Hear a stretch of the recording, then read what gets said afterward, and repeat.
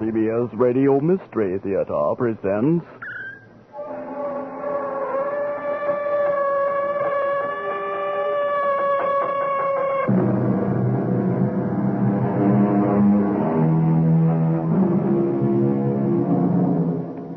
Come in. Welcome. I'm E.G. Marshall. We turn this time to a classic melodrama, an incredible chiller. I say incredible because it was written by a 19th century lady who seldom left her house.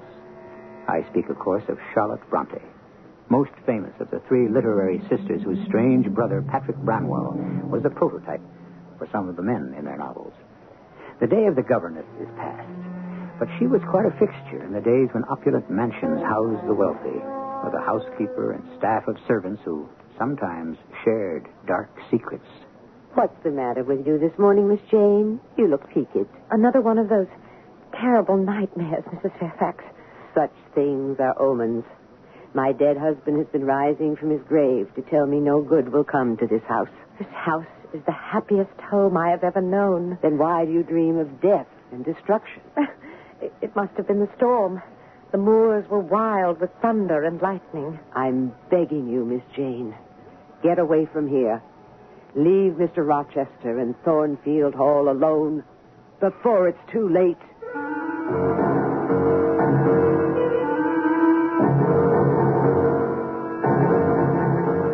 Our mystery drama, Jane Eyre, has been adapted from the Charlotte Bronte classic especially for the Mystery Theater by Elizabeth Pennell and stars Patricia Elliott and Arnold Moss.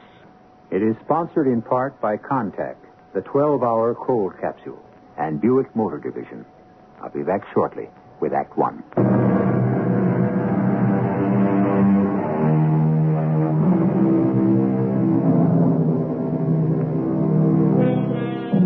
Now to meet our Victorian heroine. Jane Eyre has been hired as a teacher with one pupil in a mansion which dominates a remote English countryside, a setting much like that where the Bronte sisters lived and dreamed of adventure. As we begin, Jane has volunteered to post a letter for the housekeeper. The nearest village is 2 miles away, but she welcomes the opportunity to walk by herself across the moor. It is a January afternoon, and the ground is hard, the air still, and the road lonely. At the top of the hill, Jane pauses to enjoy the view. And suddenly, she is not alone.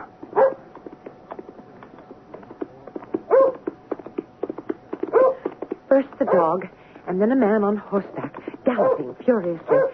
I had not noticed the icy patch on the road, nor had the rider, until too late. With a slithering crash, horse and rider went down.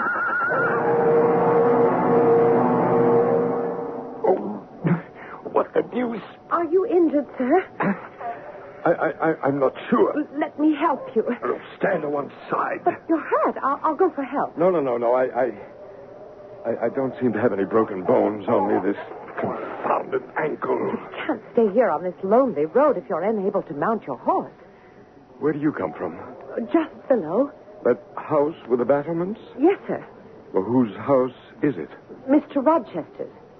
Do you know Mr. Rochester? I have never seen him. Well, who the devil are you? I am the governess. I see. Well, if you're not afraid, grab hold of my horse's bridle. Lead him over here to me. I know little of horses. Now, come here. Let me lean on you. That will do. Now hand me my whip. Thank you. Come along, pilots. He rode off, and I continued down the road to the village by myself, wondering about this gruff stranger. For me, it had been quite an adventure, so I took my time getting back to the house. When I reached it, the housekeeper was in the entranceway. Pilot, hush up. Mrs. Fairfax, that dog. Yes, he came with his master. With whom? Mr. Rochester. He arrived shortly after you went to post the letter. That couldn't have been... Mr. Rochester has had an accident. His horse fell. His ankle is sprained. Did he ask about me? Miss Eyre, I have not yet had a chance to tell him about you. The surgeon has been sent for. Next day, I was summoned by Mrs. Fairfax to be presented to the master of the house. He was unmistakably the same dour personage I had already encountered. Sit down, Miss Eyre. I've examined Adele and find you've taken great pains with her. She is a pleasant child. I understand you've lived in my house for the past 3 months. And you came from... From Lowood School. Oh, yes. A charitable institution and a grim one, from all I've heard. How long were you there? 8 years. You must have a sturdy constitution. I welcomed the opportunity to get away. No doubt. Who are your parents? I have none. Or ever had, I suppose? I don't remember them. I was left as an orphan with an aunt who hated me. The Lowood School was a joy compared to her house. Any other relatives? I've heard of an uncle on my father's side, but I doubt if he knows I exist. He lives in Madeira. Who recommended that you come here? I advertised, and Mrs. Fairfax answered my advertisement. You have no friends, I presume? None but the pupils and teachers of Lowood. And now, those of you at Thornfield. Mm-hmm. You've lived the life of a nun. But I must say it has not broken your spirit. How old are you? 18. Old enough for some accomplishments. I saw some sketches in the schoolroom. Are there others? I have a portfolio. Send it to my room. And now I'm tired. You may go. It's true that I do not frighten easily, and I was content as the days went by to be left with my pupil or to wander alone through that enormous house. One day, I climbed through a trapdoor onto the roof.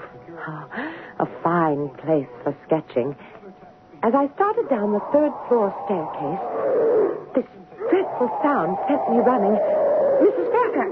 Mrs. Fairfax! Yes, my dear. I didn't know there was anyone upstairs. Why, there's not. That wing of the house is quite empty. But I heard someone laughing. Oh, such a terrible laugh. Oh, that. It must be Grace Poole. Grace Poole? One of the servants. She acts quite unbalanced at times. But where have you been? Mr. Rochester wants to see you. I found him seated by the fire, and as the light played over his stern features, his dark eyes had a softness out of keeping with his manner. He caught me off guard. You examine me, Miss Eyre. Do you think me handsome? No, sir. What faults do you find with me? Mr. Rochester, I shouldn't have answered that way. Don't criticize me. Go ahead. Does my forehead not please you? Do you think I'm a fool? Far from it. Well, you look puzzled. And a puzzled air keeps those searching eyes from studying my face. I'm feeling gregarious and communicative tonight. Talk to me. I have nothing to say. Well, then I'll make you say something. From your point of view, I'm sure I'd be judged a sinner. I do not make judgments. Oh, you would if you knew how I've wasted all my years. Why do you regret the past when there's a future to look forward to? I look forward to nothing but misery. But you have Adele and... Indeed. I rue the day I became encumbered with that brat. Well, then why did you make her your ward? I'm a victim of circumstance. Children annoy me. But I told you I feel talkative. Wouldn't you like to know something about Adele? If you wish to tell me. The child has no more memory of her parents than I do of mine. Her mother was a dancer. I found her in Paris, a glorious creature with whom I fell madly in love. She played me for a fool from the beginning, taking my money, giving a heart to a handsome devil of an army officer by whom she had a child, and claimed the child was mine. Well, does that shock you, Miss Eyre? No. But if the child was not yours, why do you feel responsible? Because the infant was abandoned. Which proves that you are a man of compassion. Perhaps.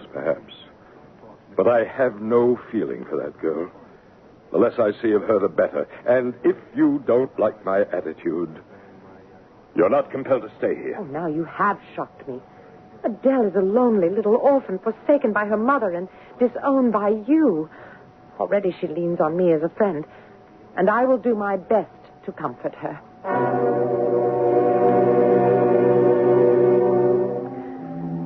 stayed out of his way after that, hoping he would soon be leaving.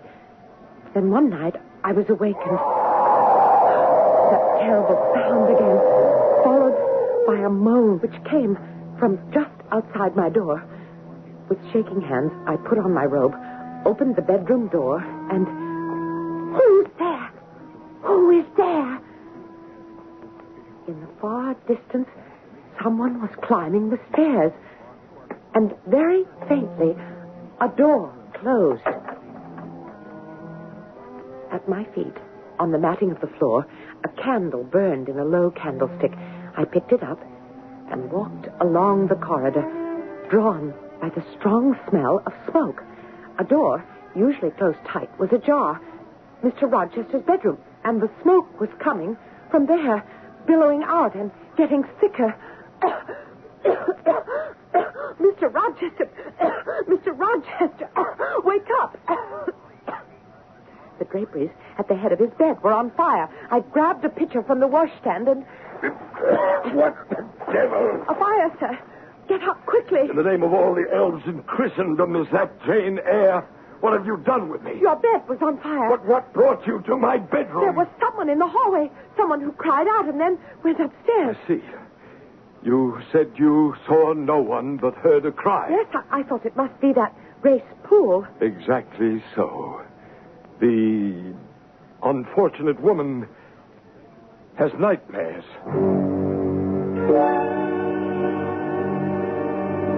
I was relieved to learn next day that Mr. Rochester had taken off on one of his journeys.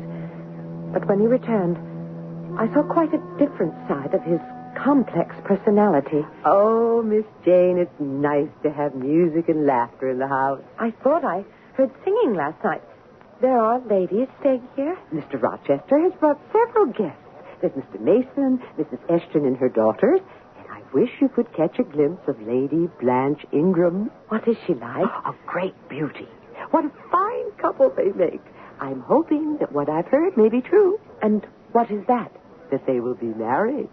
Oh, Lady Blanche is years younger than Mr. Rochester, but so gay and charming. I tell you, life will be very different at Thornfield Hall.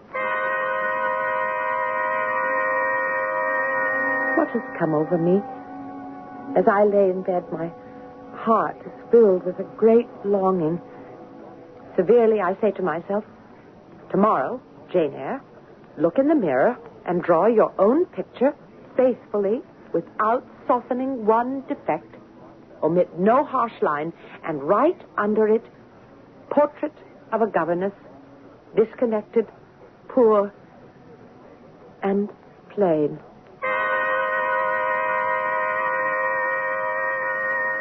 In due course, I was introduced to the ladies who ignored me and Adele so completely that it was easy to stay out of their way. Then one night, as I sat alone in my room, there was such a commotion that I opened the door. Mr. Mason needs help. Rochester, for heaven's sake, come back to your rooms, all of you. Except for you, Jane Eyre. What's happened? I need you. Come this way. Take my hand. It's dark going up the stairs. But, Mr. Rochester... I trust you don't turn sick at the sight of blood. I hope not, although I've never been tested. Steady now. Through this doorway. Could this be the disturbing Grace Poole at last? But I caught only the sight of a receding form, a woman in a gray sweater and long black dress. Our attention was focused on the bed, where the guest, Mr. Mason, lay with blood streaming from a gash on his head. Quickly, Jane, hold that basin while I sponge his wounds. She's a fiend incarnate. I won't live through the night. Nonsense, man, nonsense. You've nothing but scratches. She stabbed me. Barely missed my jugular vein. I'm bleeding to death. Courage, Richard. You'll survive. But my arm. She sank her teeth into it. We'll get the doctor as soon as we can. Just be calm. Calm? She sucked my blood and said she would drain my heart. Surely after this murderous attack, Grace Poole would be removed from the household. But weeks later, I saw the retreating form of the woman in gray and black starting up the attic stairs, only while she was still on the stairway, From overhead, I heard...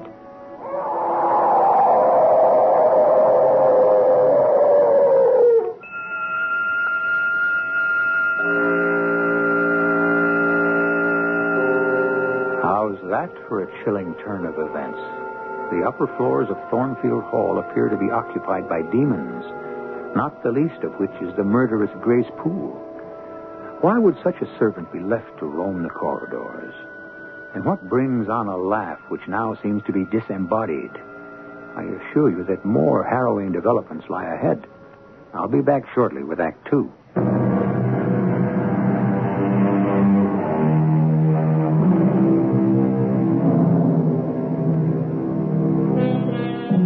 The unfortunate Mr. Mason apparently made a quick recovery. In any event, the guests all departed as suddenly as they had come. And so did Mr. Rochester. I don't think I'd like to spend a night at Thornfield Hall, much less be confined there without knowing what was going on. But Jane Eyre was used to being rebuffed when she asked questions.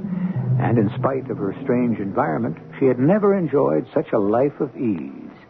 Her pupil, though not especially bright, was eager to learn, and Jane spent the rest of the time with her sketchpad and books in the library. Mr. Rochester has come home, Miss Jane. Oh, and it's all working out just the way I hoped it would. He is planning to marry. Will they be living here? Well, he can answer that himself. He has asked to see you out in the garden. Thornfield is a pleasant place in summer, isn't it, Jane? Oh, yes, sir. You've made yourself quite at home here. I assume you're somewhat attached to this house. Indeed, I am. And although I can't understand why you seem to have acquired a certain regard for that foolish child Adele and even for simple Dame Fairfax. In different ways, I have affection for them both. And you would be sorry to part with them? Yes. Pity. But that's the way it is. The time always comes when one must move on. But, sir, I'm very happy here. Yeah, well, that's the extraordinary thing. It'll make parting more difficult. You mean I must leave Thornfield? I'm sorry, but you're dismissed as of tonight. Is it because you are going to be married? Exactly so. Soon, sir? Very soon. But what about Adele? I'll send her away to school, and you must get a new situation. I will advertise immediately. But in the meantime, may I stay on until I have somewhere else to go? I hope to be a bridegroom in about a month. But I'll find employment for you. In fact, my would-be mother-in-law has already heard of a place where they need a governess in Ireland. That's a long way off, sir. From what? From England and from Thornfield and... Well? From you, sir. It's very interesting that you should say that, Jane. Because when we're alone as we are now, and I'm close to you, I have a queer feeling that I would miss you very much if you should go away. You will forget me very quickly. You spoke to me once of the future. What do you look forward to? Oh, I suppose in my hopeless dreams, I fancy myself as a mistress of my own school for girls. Oh, Jane. Behind that prim facade, you're fire and ice. You mustn't. Please, don't talk that way, sir. I wish you happiness in the course you have taken for your future. What course? Why, with the beautiful Miss Ingram, your bride. I have no bride. But you will have. Oh, yes, I will. And she is standing now right beside me. Mr. Rochester, please, let me go. I am offering you my hand, my heart, and a share of all my possessions. You are making a fool of me. And my only answer is to laugh in your face. I ask you to pass through life at my side, to be my second self and best companion. You have already made your choice, and I can take no more cruelty. Jane, I have no feeling for the beautiful Blanche no more than she has for me. Our affair is over. I came back to Thornfield to entreat you to accept me as a husband. If your feelings for me are real, I will be grateful and devoted. Grateful? Say it quickly. Say you'll marry me. Mr. Rochester, if you are sincere... Edward. My name is Edward. If you need an oath, I swear that I love you. Then, sir, I will marry you. That's not the way to accept my offer. Dear Edward. Everything had changed. I was no longer plain Jane Eyre. Of course, I had known from the first moment that Edward Rochester was a man above all others. But in my wildest dreams, I had never dared hope I could be the object of that affectionate heart he tried so hard to keep buried. I still felt insignificant and blushed when he offered to buy me a trousseau and talked about jewels. And a diamond necklace for my lady? Oh, no, sir, please, I can't accept But it. you're soon to be Jane Rochester, and that calls for finery for my beauty. Oh, please, Mr. Rochester. Who? Edward. Mm-hmm. Don't call me things I am not. I am your plain, Quakerish governess. You have beauty after my own heart, delicate, ethereal. Oh, puny and insignificant, you mean. You are dreaming, or else... Oh, for pity's sake, don't sneer at me. I will dress my Jane in satin and lace. And for her wedding, her head shall be covered with a priceless veil. I was in a world of utter bliss until... What you and Mr. Rochester are about to do is wrong. We love one another. He is old enough to be your father. He's nothing like a father. And he looks so young. You know nothing of men. And no good can come from a union with a gentleman of his station and a lowly governess. I thought, Mrs. Fairfax, that you and I were friends. Miss Jane, you must leave Thornfield Hall before it's too late. But my Edward was more loving than ever, and I could put up with anything until... Dearest Jane, last night you were so radiant. Now, what's happened on your wedding day to make you look so pale? Last night, the most terrible nightmare of them all. My dearest Jane, you're nervous, that's natural. But soon your mind will be at ease. Only this time it was more than a nightmare. Something happened. Well, then tell me about it, although that little head of yours is apt to conjure up all sorts of But things. this was real. I knew that my door had opened, and a woman was standing in my bedroom. She held a candle and examined my wedding dress. Well, it must have been that stupid Mrs. Fairfax. No, not Mrs. Fairfax. A large woman with thick hair hanging down her back, in a white gown, or a sheet that looked like a shroud. Did you see her face? Not at first.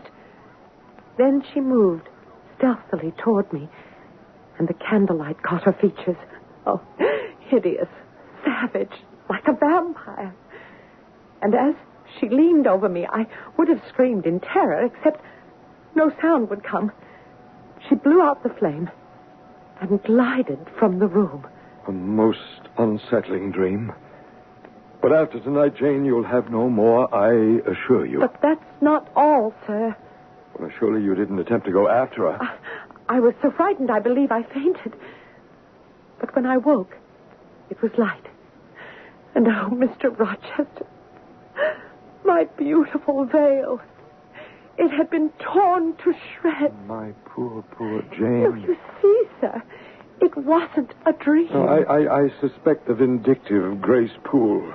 Mrs. Fairfax would say it is an omen. You and I, Jane, know how to dispense with omens. And soon we will be far away from here. I'll take you to Spain. We'll tour the world. Come, my dear.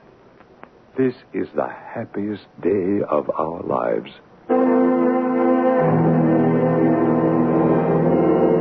If either of you know any impediment why ye may not lawfully be joined together in matrimony, ye do now confess it. Stop this mockery of a wedding. Mason, how dare you? I might say the same to you, sir. Go on with the ceremony. It cannot take place. Pay no attention to this intruder. Go on, I say. Let Mr. Mason speak. This marriage is unlawful. It must not be consummated. But why, Mr. Mason? Because Mr. Rochester is already married. He has a wife. Miss Jane, I warned you. I was trying to keep you from... You should have told the girl. Leave my innocent Jane out of this. How can I? Mason, I should knock your block off. You won't touch me, and you know it. I'm convinced the girl knows nothing, and I've already been in touch with her uncle. What do you know of my uncle? I made inquiries through my solicitor, and I've seen your uncle in Madeira. You've seen him? Then why hasn't he written to me? He's very ill. But thank heaven he sent me back here in time to stop the wedding. Mr. Mason, at the chapel, you accused Mr. Rochester of being... He was prepared to become a bigamist. He's right, Miss Jane. Oh, please, I don't understand. I thought she might be dead. But I found out last April that she was alive, all right. Who, Mr. Mason? My sister Bertha. Mr. Rochester's wife. No, this can't be. It's true, Jane. If you can call such perversity the truth. But, Mr. Rochester, you cannot be married. Bertha Mason is mad, and she came of a mad family. There may be something in what you say. Yet the law decrees that an incompetent wife must be protected. The law? For 15 years, I've done my duty. And for 12 years, she's been no wife to me. Yet the bonds of marriage are sacred. I would move heaven and earth to keep my treasured Jane from learning how low one can sink in deprivation. But now her eyes must be opened. Mr. Rochester... Lead the way, Mrs. Fairfax. Miss Jane must see for herself what has for so long been hidden on the 3rd floor of Thornfield Hall.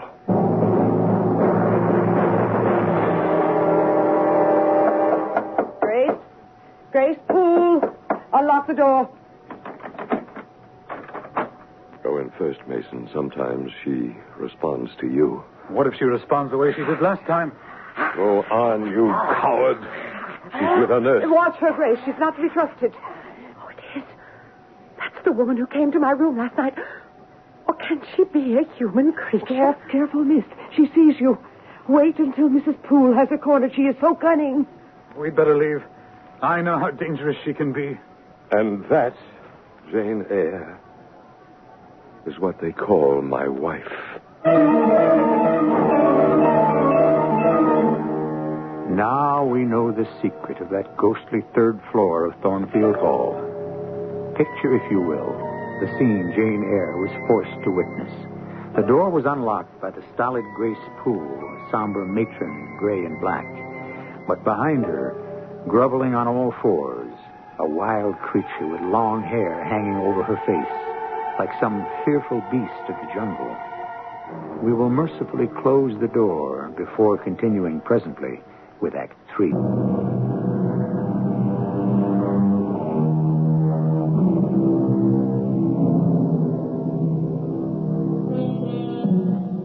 After the devastating events on what was to have been her wedding day, Jane Eyre said not a word, but went directly to her room. Mr. Mason made a sudden departure, and Mrs. Fairfax went about her duties as though nothing had happened. No one came to comfort the heartbroken Jane. And Rochester, he sat on a chair outside Jane's door while the hours passed in deathly silence. I've been waiting here since yesterday. And what, may I ask, are you waiting for? For your tears. Grief and anger cannot be bottled up without destroying the soul. I am way beyond tears. And so am I, my dear. Remorse is the poison of life. Berate me. Tell me what you think of me now. I feel nothing but sorrow for you and that creature up there. But you have not heard my story. Nothing has been real in my life until I met you. And now you would make me the victim. No, never, Jane, never. This time there was to be a future for both of us. How can you say that when you... When I was in my 20s, my father sent me to Jamaica. His business was not going well. And he and my brother made a deal with importers named Mason. A deal for you to marry? Well, I didn't know that was part of the contract. No one told me that £30,000 was paid for their daughter to marry an Englishman. But you saw her. You must... All I saw was an untamed island girl who charmed me with her caresses. How could you? She was a handsome woman then, Jane. Now, how was I to know that if it were not for me, she would be sent to the asylum where her mother was, or locked up in prison for some of these things that she had done? But you lived with her. Yes, I spent 4 years of hell trying to get medical help, but our case was hopeless. And when my brother and father died, I was left with Thornfield Hall and no one outside this house, except the doctor and Richard Mason, knew of her existence. And that's why you're seldom here. I cannot stand the solitude. Nothing has had any meaning, nothing, until you came, Jane. And now I must leave you. No, you can't. I'll take you anywhere you want to go. Do anything you say. Then let me go in peace.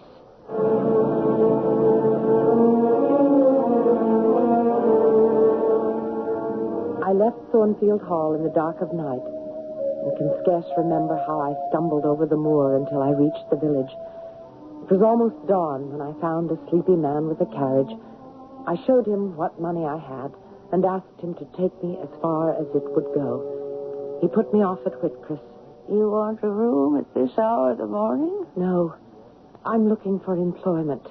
No one needed here. Do you know any place in the neighborhood where a servant is needed? I can't say, but I doubt it. What do most people do in this place? Some are farm laborers.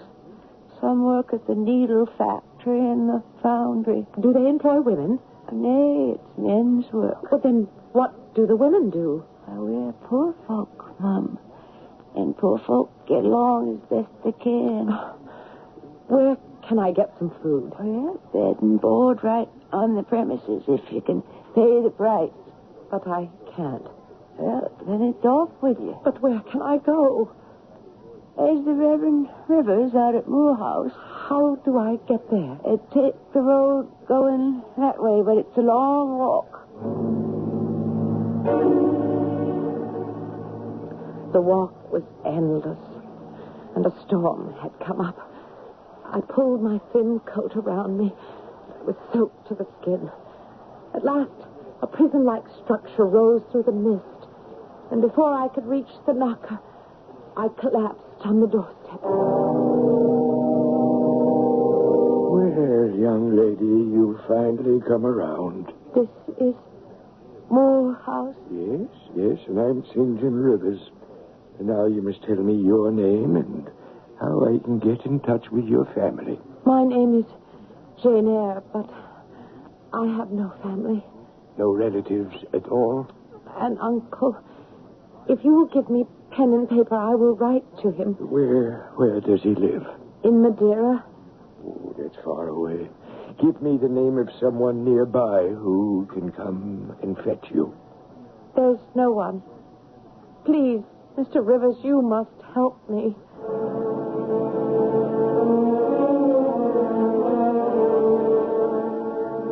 Although my heart was heavy, good fortune came my way. Miss Eyre, you've been of such help at the mission. I don't know how we could have got along without you these past months. And I'm happy to tell you, sir, that I now have a way to repay your kindness. It's been repaid many times over. No, I've heard from my uncle's executor. I'm soon to inherit what seems to be a vast sum of money. Well, I'm happy for you, although I hope this does not mean that you'll be leaving us. I want to share my inheritance with the mission. And then, what I've always wanted, my own girls' school. For the first time in my life, I could make a choice, free to do what I wanted. But more than ever, I was troubled by my dreams.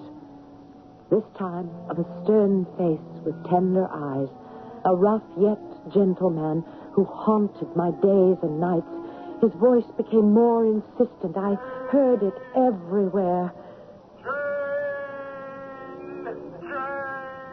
Edward Rochester needed me, and no matter what the consequences, I must return to Thornfield Hall. May I help you? Do you know Thornfield Hall? Oh, yes, I lived there. Did you? Oh, I was the late Mr. Rochester's butler. The late? Is he dead? Oh, I mean the present gentleman's, Mr. Edward's father. Is Mr. Edward Rochester staying now at Thornfield Hall? Oh, no, Mum. How could he be? The place is a total ruin. Well, where is he then? I must see him. Oh, you're a stranger here. You don't know what's happened. Tell me, please. Well, you see, when old Mr. Rochester died, I was sent to work at Ferndale. And I was only called back to the hall after some curious events had taken place. Go on. Well, there was this little snip of a governess who started the whole thing. What are you talking about? She deserted Mr. Rochester, you see, when he needed her most. Poor, lonely man that he was.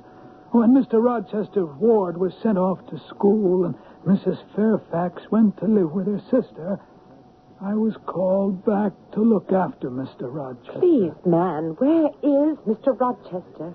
I like to tell things the way they should be told, straight through from beginning to end. Except for those two on the third floor there. Well, there was just me and Mr. Rochester in that big house. And it was the middle of the night. I won't need anything more, John. Why don't you go to bed? Oh, I should think you'd do the same, sir. But if you're going to stay here, let me build up the fire. No. I'd rather stare into the coals. I'll go to bed when I feel that sleep will come. Oh, I could fix you a hot drink. No, nothing. Thank you. Oh, good night then, sir. What's the matter with you? Are you catching cold? No. It's Mr. Rochester. There's smoke pouring down from the upper story. We'll close the door. We'll break the window and take the outside stairway to the second floor.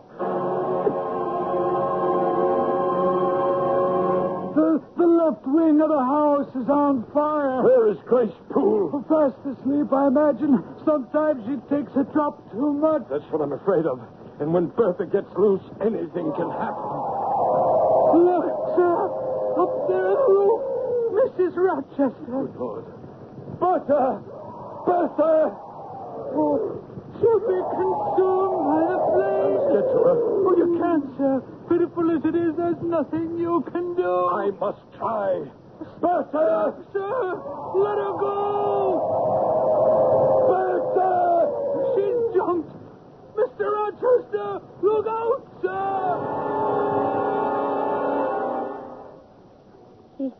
He tried to reach her. Oh, he tried, but it was no use. She was dead. As dead as the stones on the courtyard where a broken body lay. But it was Mr. Rochester I worried about. He was injured? Caught under a falling beam. Oh, you assured me he is alive. Oh, yes. He is alive. But many think he had best be dead. But where is he? Is Mr. Rochester in England? Aye, he's in England. He's not able to go much of anywhere now. He was hurt that badly in the fire. Oh, Mr. Rochester is completely blind.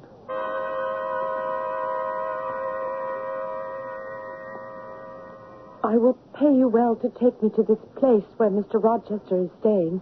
Friendin, oh, I don't mind driving there. My sister works for Mr. Rochester, but, I doubt that he'll let anyone in the house. You must persuade your sister to let me see him.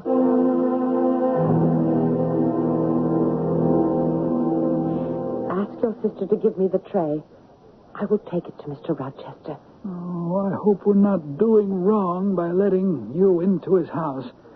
Well, if he orders you out, I'll drive you back to the inn. Father, be quiet. What makes you so excited? Mary, is that you? Mary is in the kitchen. Who is that? Pilot knows me. But don't take advantage of these sightless eyes. That voice... No, it can't be. Speak again. You called me, and I have found you. Give me your hand. Oh, there's no mistake. Jane Eyre. It is, sir. Am I hideous, Jane? Yes, Mr. Rochester. But then you always were, you know. That's my spirited girl. Great heaven, Jane, how I've missed you. I gave up searching.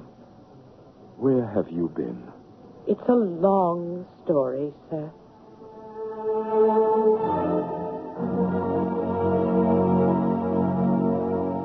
So you have found your independence. Would that I had found mine. It is not what I expected. Your own school, or off to India with your missionary. Which will you do? Why, neither, sir. If you will let me stay and nurse you. Oh, Jane, a nurse could never bind my wounds. What I need, I can no longer ask of my one true love. Try me. Not only these sightless eyes, but also this stump of a hand. The fire was her revenge, Jane. No more talking about the past. In spite of my infirmities, I don't need a nurse. I want a wife. Ask me one more time, Mr. Rochester. Edward, Jane, Edward. Our roles have changed, and you are now my master.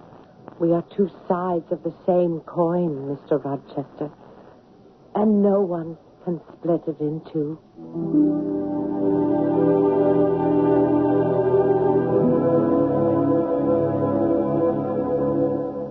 Perhaps it seems unreasonable that everything worked out so well for such a pair. But that's the way Miss Bronte wrote the story. Along with a number of coincidences we have not had the time to report. At the very end, Charlotte Bronte tells us that Rochester regained the sight of one eye, and that he and Jane lived happily ever after. I'll be back shortly.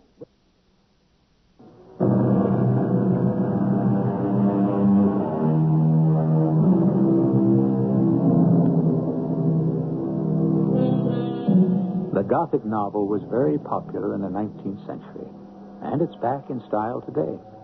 Women writers are still leading the field, just as they did in the Brontes' day.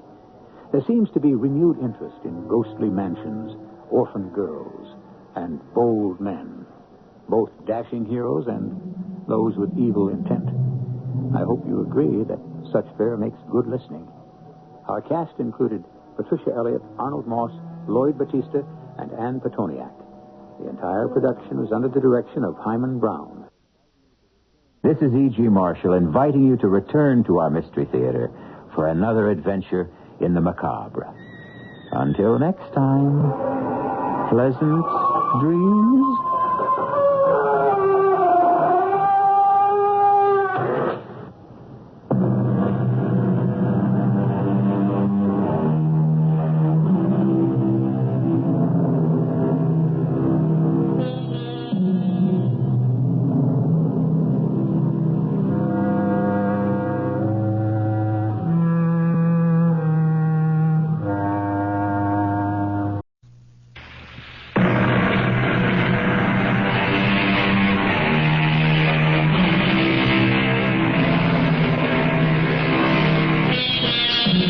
Each of us has, I believe, a sense of honor.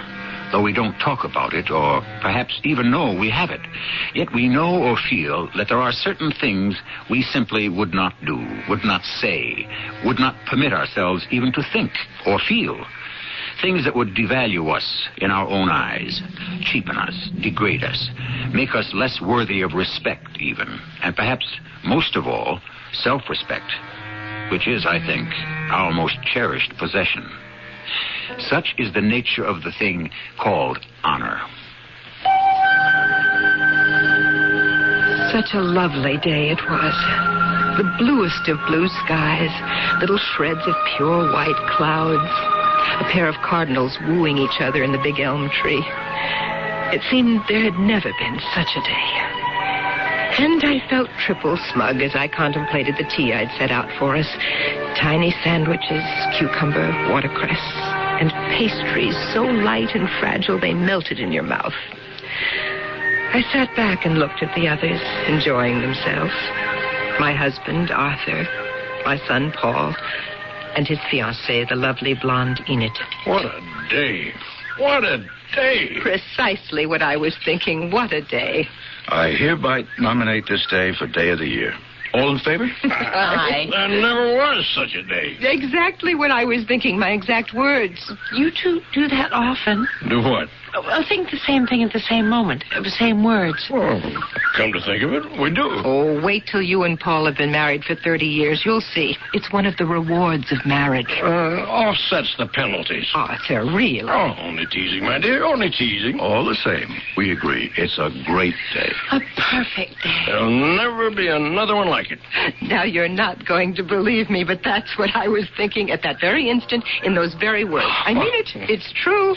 Enough about this day. What about the big day 2 weeks from now? What about that day? Oh, yes, the day of the Braithwaite Award. Oh, that. What do you mean, oh, that? That is a very big thing, a great honor. I know. I was just rehearsing being modest. As befits a great man such as myself.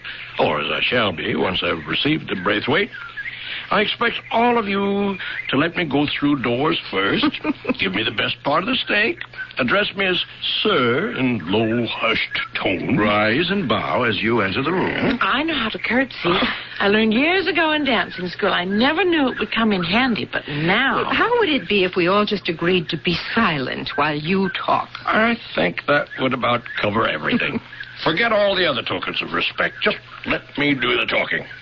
And I promise not to quote from my own books. Oh, that's asking too much. What else would you quote from, Professor? Shakespeare, Homer, Plato, Pliny the Elder, Pliny the Younger, all those fellas. David Meyer? Oh, of course, David Meyer. David Meyer? Who's David Meyer? Winner of the Braithwaite Prize last year. And Arthur's best friend. He'll be the one to present Father with the prize. Oh, how nice. Yes, isn't it? Oh, it's exciting. Of course, there's another exciting day coming up.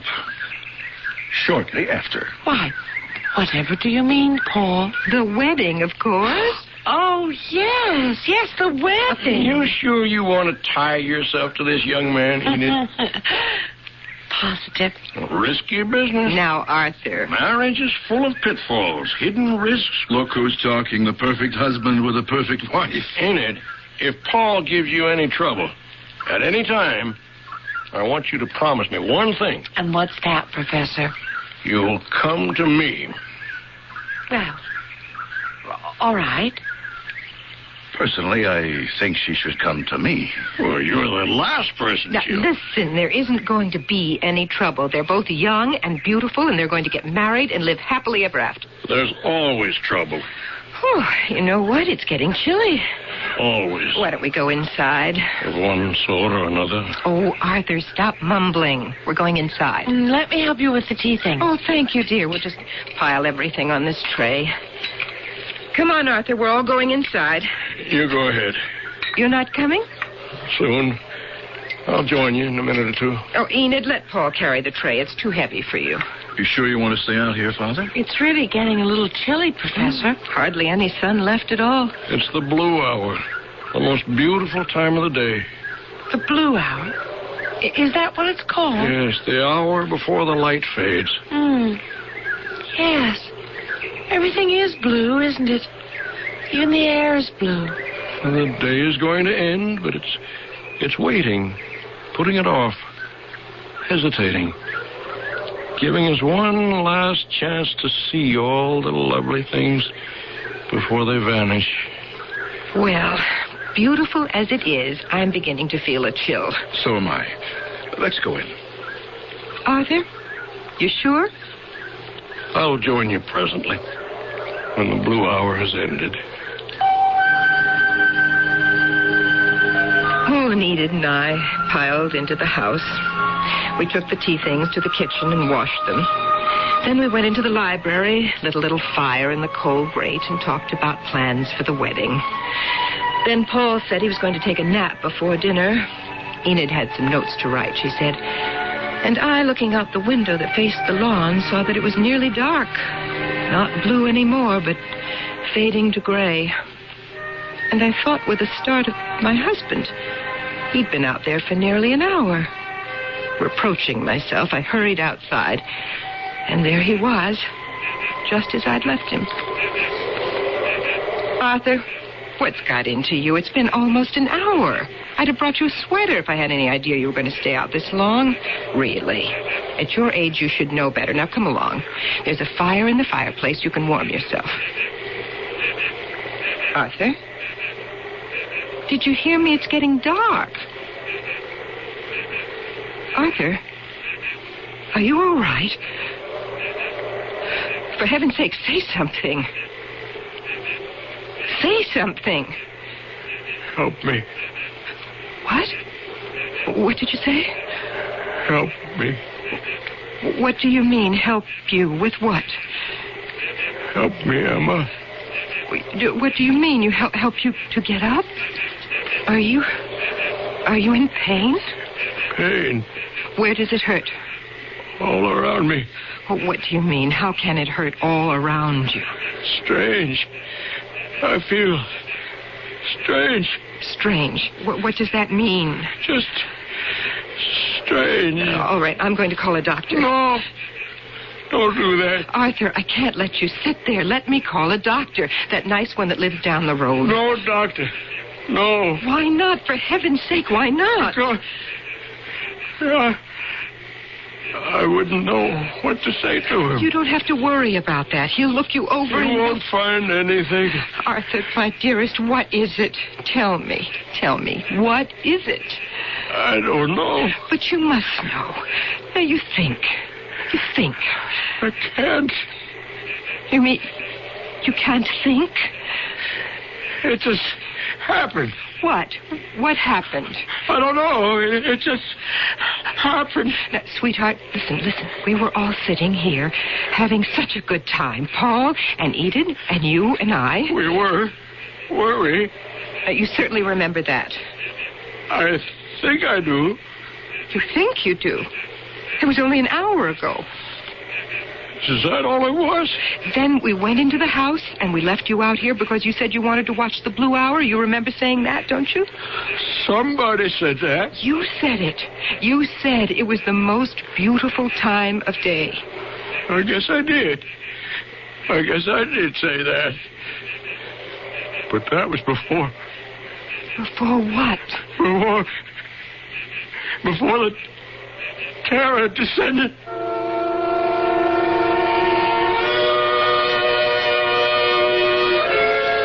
I don't know how I got him into the house and up to his room, but with coaxing and begging and threatening, I did. Otherwise, I firmly believe that he would have sat there staring into the approaching dark forever. I did the only thing I could think of under the circumstances. Every time I entreated him to let me call a doctor, he stared at me with an agonized expression and begged me not to. But I was lost, helpless, I was desperate. So I called David Meyer. David, is that you? Emma? Oh, I'm so glad I reached you. What is it, Emma? Something wrong? Terribly, David. Terribly wrong. Is it Arthur? Yes, it's Arthur. Except that it isn't Arthur. It isn't Arthur at all. Try to tell me what happened. Take it easy now. Try to tell me. I don't know how to tell you. He says he's not sick. He won't let me call a doctor. What does he say? He says... The terror descended. What? What was that? The terror descended. That's all I've been able to get him to say. The terror descended. What on earth could that mean? I don't know. I don't think he knows. Do you want me to come over there? Oh, David, would you? Of course. Because I don't know how to deal with this. It's just something beyond me. David, it's an evil spirit. An evil spirit that has got into my husband. Arthur is possessed. Possessed by an evil spirit.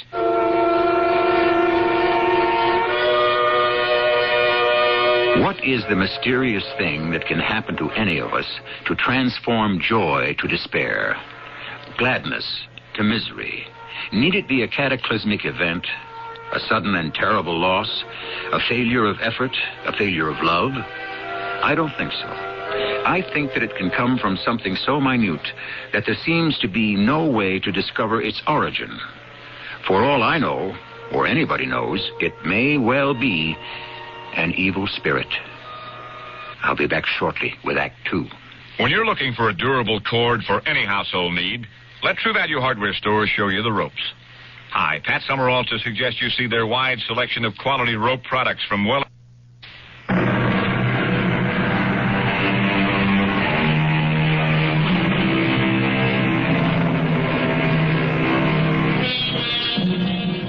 We don't believe in evil spirits, or do we?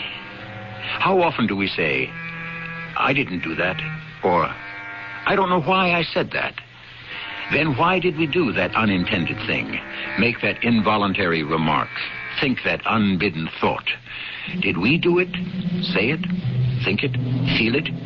Or was it some discarnated spirit that slipped into us and lodged there, changing us into something we scarcely recognize and do not wish to know? What was it Emma had gasped out on the phone? Arthur is possessed by an evil spirit. Now, I had known Emma almost as long as I'd known Arthur. Why, I'd been his best man at their wedding, and a steady visitor at their home ever since. And what a happy, cordial home it was. They'd built a serene and harmonious existence for themselves. They relied on each other for courage and support, as only two people can who love deeply. Arthur had achieved distinction in his field, and Emma was happy for him without a trace of envy. What conceivably could have happened to disrupt their lives? I hurried as fast as I could to their home, and with the familiarity of long, intimate friendship, went immediately to Arthur's room. Arthur? You in there? It's David, Arthur. I'd like to come in. Arthur? Arthur, I'm coming in. How are you, old friend? Oh, Arthur, don't turn away. Please don't. I'm here to try and help. You know that, don't you? No one can help. It just happened. What happened? It happened. The thing happened. Can't you tell me a little more about it? You're David, aren't you? David Meyer. Well, you know I am. My friend, David Meyer? You're not saying you don't recognize me, are you? Oh, I recognize you. Well, you see, you can talk to me. I recognize you, but I don't... Yes? You don't what, Arthur? I don't know you. Oh, Arthur. I know your face. I know your voice. I know your name. I know that we've been friends for years. We were in school together. Graduated college. Yeah, I know all that. You stood up for me when Emma and I were married. Yes, that's right. Then why do I feel that I don't know you? Arthur. Oh, Arthur. You are my friend, my oldest, my closest, my best, my dearest friend. You don't know how you tear my heart out when you say you don't know me. You are so precious to me, Arthur. You are one of the few really valuable things in my life. And those things are rare, believe me. There are very few of them. To lose you, Arthur... I'm sorry.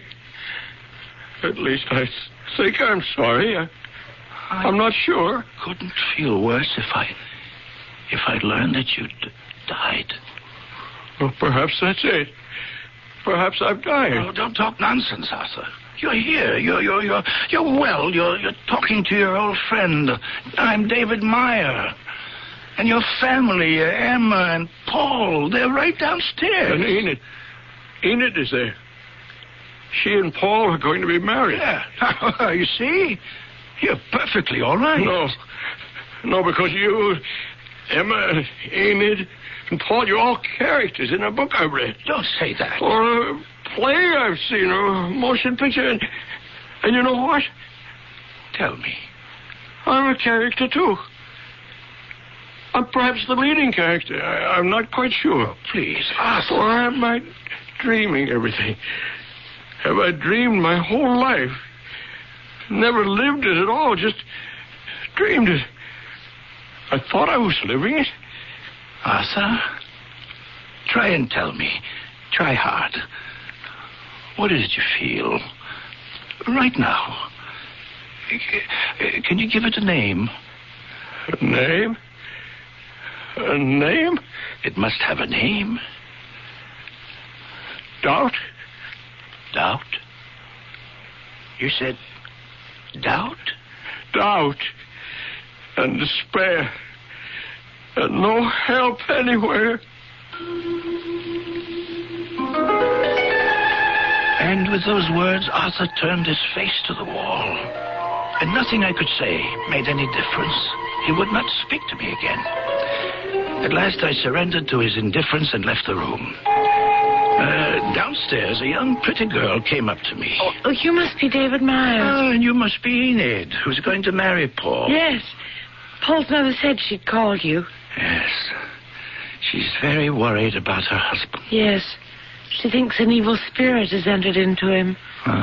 Something's happened to him, that's certain. Whatever it is, it happened so suddenly. How did he seem to you? I can't describe it. A sort of detachment, a vagueness, separation from reality, something like that. He says he feels as though he'd dreamed his life, never really lived it. A man like that, with all he's accomplished. He said he recognized me, but he didn't know me. What a strange thing to say. Finally, I begged him to try and tell me exactly what he was feeling. Put it into words. And he said, and a chill went through me, I can tell you. He said, doubt, despair, and no help from anywhere. Doubt, despair, and no help anywhere. That sounds familiar. You mean he said it before? No, he hasn't, but somebody did. Oh, somebody you know? I don't think so. I don't hear anyone saying it. I think I must have read it.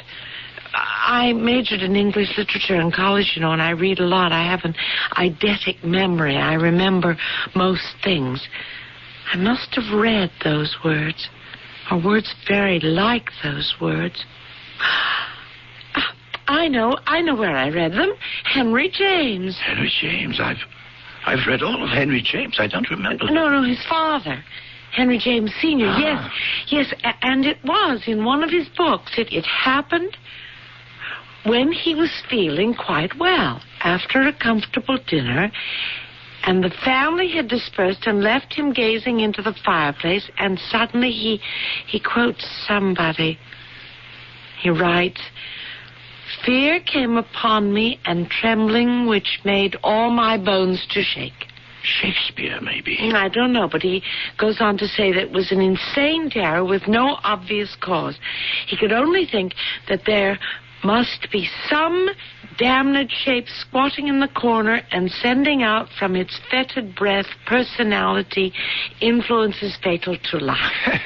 Well, you really do remember what you've read, don't you? Well, what you said brought it all back to me.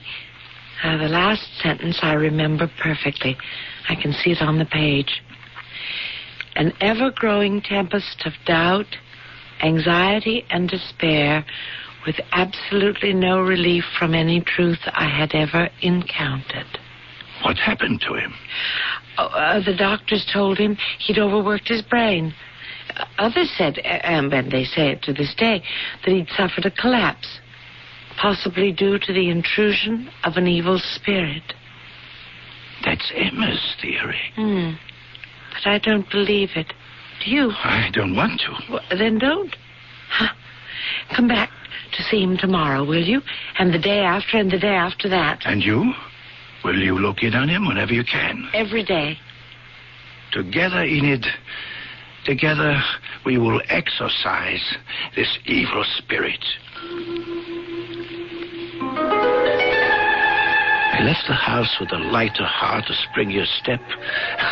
This young creature, with her amazing memory and her unconquerable soul, had put new life into me and fresh determination. Life gives us few friends that are durable, and I wasn't about to lose one without a struggle. By 10 o'clock the next morning, I was knocking on Arthur's door. It's David, Arthur. I'm coming in. I'm back, as you see. Is it all right if I pull up a chair? Because I'm planning to stay a while. Stay. Thank you. I was also planning to have a little talk with you. Okay? Okay. Oh, good. I met your future daughter-in-law on my way out yesterday. Enid? Yes, Enid. She happened to remember, and she has an astounding memory, that girl. She remembered something that Henry James Sr. wrote about a seizure of some sort he had. And this was way back in 1884. Now, Arthur, it sounds remarkably like the thing that happened to you. Henry James? Sr. I looked it up because I thought you might be interested. You are, aren't you? Yes. Now, it happened in a lightning flash, he writes. Yes. And seemed like an insane and abject terror. Yes. Within 10 seconds, he writes, he felt himself reduced to an absolute wreck. Yes. And an almost helpless thing. Oh, yes. He wanted to shout for help to his wife, to anyone. Passers-by on the road, anyone at all. Anyone who would protect him. Oh, poor man. I know it all. No help anywhere, no help at all. Only despair, doubt, despair.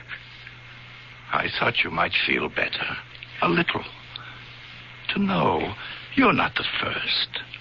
Or the only. I do feel better. Less alone, thank you. Arthur, what interested me was that James felt this sudden, terrible onslaught after an unusually pleasant meal with his family. He felt vigorous, even joyful, as you seem to have felt. Now, after all, you're going to be awarded the Braithwaite Prize. You knew that. I won't accept it. What? Not accept it? Oh, don't be foolish. I can't go through with it. My book's no good. Clearly, the committee thinks it's very good indeed. They don't know. If they knew. What is it they don't know? The passage on Swedenborg. Here's the book. Page 138. Yes? Look at it. All right. You see what I mean? Swedenborg on the subject of vastation. Do you see the paragraph? Yes, I see it. What about it? I stole it, you fool. I stole it. Don't you recognize your own words? That night you were here, we were talking about spiritual experiences, and you uttered those very words about Swedenborg and his vastation. For heaven's sake, man, don't you remember? Well, yes, vaguely. Well, I stole your words right from out of your mouth and put them in my book. Signed my name to your words. Oh, Arthur, that's all right. It's not all right. It's not all right at all. It's thievery, out-and-out thievery. But I didn't mean to do it, David. I really thought those words were my own. Or no, maybe I didn't. Maybe I knew all along they were your words, but nobody would notice. Maybe that's what I thought. Maybe I only wished they were mine. That I might have composed them if I'd been as clever as you, half as clever. But I never have been. You know that. We both know that, how jealous I've been. So envious, wanting to be like you, sound like you, write like you. I wanted it so desperately, I was willing to steal, to try and fool everyone, fool myself, fool you. I held him in my arms, my poor tormented friend, while he sobbed his heart out. There was nothing I could say, nothing that he would listen to. I could not interrupt his mad confession to tell him that I didn't really recollect saying those words at all. And even if I did say them, I didn't consider them to be of any great value or significance.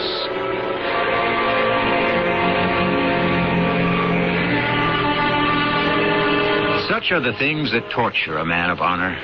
There is no escaping the palpable fact that men without honor lead easier lives than those who possess it. But if I can choose my friends, give me those whose sense of honor makes their lives difficult. I'd like to feel that I belong with them. I'll be back shortly with our concluding act. I could have had rye toast, 61 calories. I could have had 11 carrots and a glass of water. You could have had a V8, naturally low in calories and tastes great, too. I could have had a V8? V8 cocktail vegetable juice with only 35 calories per 6-ounce serving. V8, the great-tasting, healthful blend of 8 country vegetables. Wow, I could have had a V8. It's never too late. I'll have a V8. The South. The end of the Civil War and the beginning of a new life for those who survived its bloodshed. From this turbulent era of our great American heritage emerges the proud, passionate saga of one family, their plantation, and their dreams. Windhaven's Crisis by Marie Desjardins, the 8th book in the best-selling Windhaven saga, Windhaven's Crisis, new from Pinnacle Books, wherever paperbacks are sold. Every day, people face all sorts of tests. Driver's tests, tests at school, and every day, tests on life. Oh, Mr. Cadwell, you're next. Mr. Cadwell, please take a seat. Thanks. Are you ready for your test on life? I guess so. Well, don't worry. It's only for practice. This time, that is. First question. If your son broke your favorite fishing rod, would you, A, be understanding, or B, yell at him? Was it really my favorite fishing rod? Mr. Cadwell, would you stab someone in the back to get a promotion? How big a promotion? I'm... Oh, come, Mr. Cadwell. Well, gee, I don't know. Well, you can find the answers at your local house of worship. That's where you and your family can learn about handling the everyday problems we all face. Religion in American life, Mr. Cadwell. We need it. A message from Religion in American Life, the Ad Council, and this station. Yeah. Well, thanks, and see you later. You can count on it.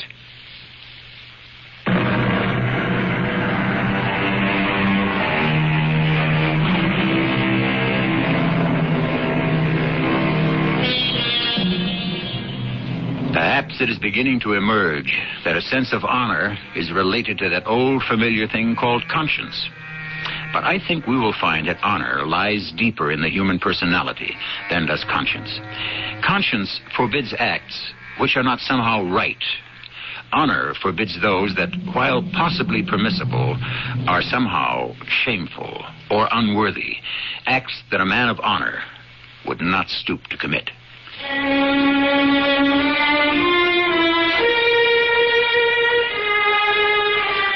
I was very fond of the professor. I was determined to keep the promise I'd made. I was eager to keep it, to visit the professor each day and try and fathom the strange, deep melancholia that had overtaken him so suddenly. I didn't meet with much success. Who is it? It's Enid, Professor. Oh, Enid. Does that mean you don't mind if I stay a while? I thought it might be David Meyer. Do you find it easy to talk to him? Oh, a little. Because you've known him for so long. Is that it? I know you've only known me for a short while, but I've gotten the impression that you like me. I certainly like you. Don't you think we could... Well, could you talk to me a little? Maybe not the way you talk to David Meyer, but... That was different. How? How was it different? I don't know. But I feel sure that you do know. You just don't want to say it. Isn't that right? Strictly between David and me. Strictly. Oh. Well, then I don't want to intrude, but there is something between you and me, don't you think? No. But I'm going to marry your son. Nothing. You're going to be my father-in-law. My own father is dead, you know. I was hoping maybe you'd sort of take his place. At least in some ways, little ways. Isn't that possible? Not possible. Oh. Well, then I'm going to be disappointed. A father is a father. Yes, I know, but, well, I hardly knew my own father. I was very young when he died. It's only natural that I'd want an older man to look up to and admire and have faith in and believe in and... Well, you really don't want to talk, do you? Can't talk. All right. I'll leave you alone then, but I'm warning you. I'm coming back tomorrow and the day after and the day after that until you decide that I'm a safe person to talk to. Because I really am, you know. Enid, I'm down here. Oh, yes, I'll be right down. Paul's here, too. Oh, fine. Did you have any luck with him? Not much, I'm afraid. I was hoping. So was I. Well, he won't talk to me either. Except things like time to change the sheets. He just says, all right, when I say it's time, and he gets out of bed and sits in the big chair by the window and stares out. And that's more than he says to me. He doesn't talk to you at all. Oh, first he tries to make believe he's asleep. Then if I tell him he can't always be asleep, nobody could sleep that much, he turns over and looks at me with the saddest expression. I know. If I try to say something, anything, he just turns his face to the wall again. So I leave. Seems to be what he wants. So I leave. I just give up. Well, I'm not giving up. Well, what can you do? What can any of us do? Not give up. That's what we all can do.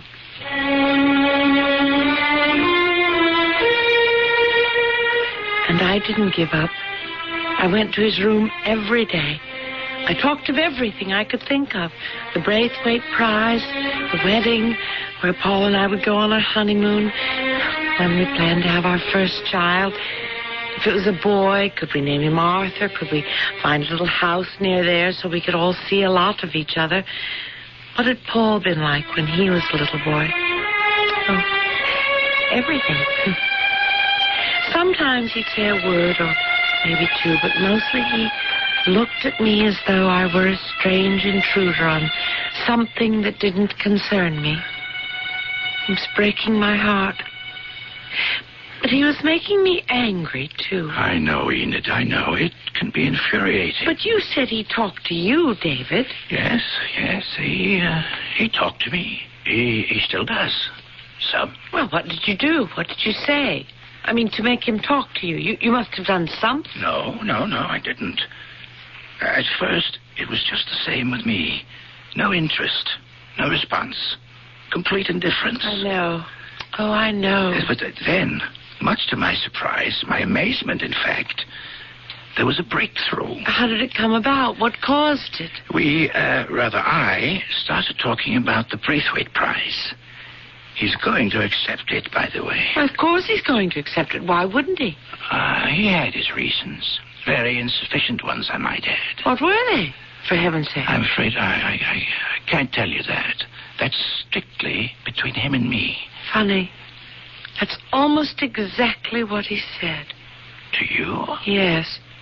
He said that talking to you was different, and I asked how. How was it different? And, well, at first he said he didn't know, but I kept after him. I felt sure he didn't know, but he didn't want to say it out loud.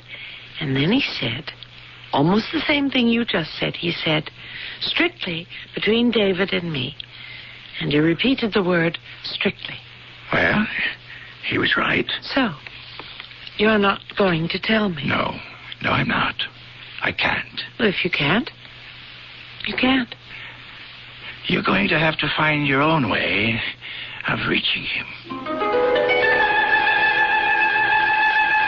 Enid, why don't you give up? Because I can't, Paul. I have. He's never going to snap out of this. Paul, you're talking about your own father. Oh, I'm starting to agree with Mother. He is possessed by an evil spirit of some kind. Well, I know it seems that way, but... That's the way it is. Face it. I have faced it. Well, then? That doesn't mean I'm going to give in to it. I'm not. You think you can do battle with an evil spirit? You? Why not? I imagine lots of people are doing just that all over the world. Not doing very well, are they? Well, that's no reason to quit. If we quit, we're lost. Darling, I'm not trying to depress you. But honestly, I think it's hopeless. Absolutely hopeless. David Meyer made some progress with him. If he could, then I can. I won't let such a wonderful man lose himself in depression, hopelessness. Besides, he's going to be my father-in-law. Remember, we were having tea on the lawn? He said, if you ever have any problems with Paul, come to me. It's a darn peculiar thing to say, I thought. I thought so, too. But he wouldn't have said it if he didn't have some affection for me, would he? Oh, Enid. Give up, why don't you? I won't. I can't. I simply can't. Paul. Yes, my dear. What now? I need to do something that will surprise him. Get his attention. Give him some sort of a shock. Make him notice me. Look at me. Pay attention to me. Just what do you propose to do? I don't know yet, but I'll think of something.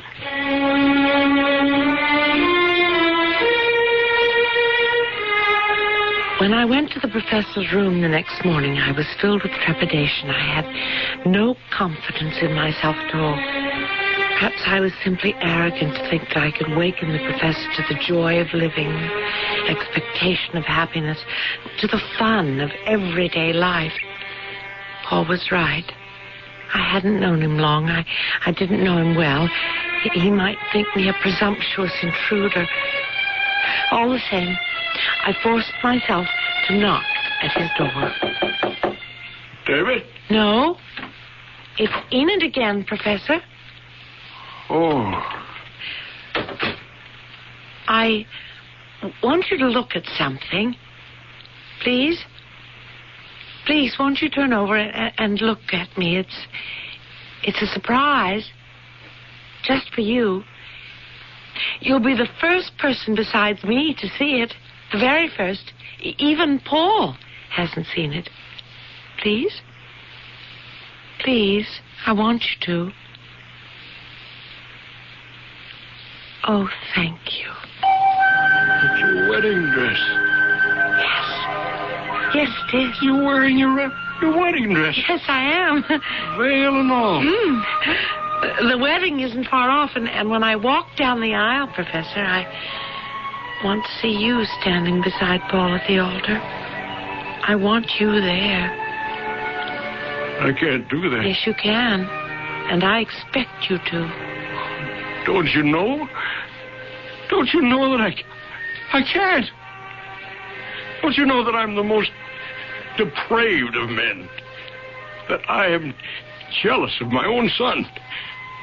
Jealous that he will have you to live with, to love. That I want to be like him. I want to be him, to be young and starting life with a beautiful, loving young woman to help me through that life with hopes and expectations. That the very sight of you raises desires that I have no right to. That to see you and Paul together at the altar would make me want to kill him and take his place. Kill him. My own son. Don't you know all that? No. No, I didn't know all that. Well, now you do, so go away and leave me alone. No, I won't. But you're disgusted with me. You know you are. No, I'm not. No, I'm not. I'm flattered. Flattered? You're flattered? Well, what woman wouldn't be? A handsome, brilliant man like you finds her attractive, desirable. Now, what woman wouldn't find that flattering?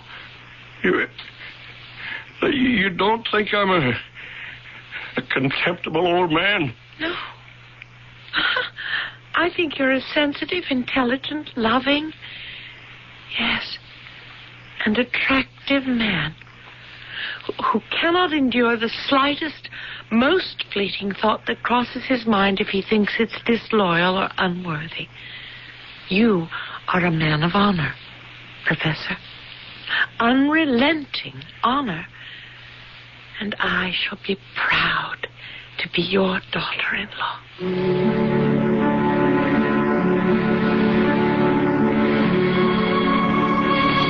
Before I left the room, we agreed that this little encounter would remain something strictly between the two of us. Strictly.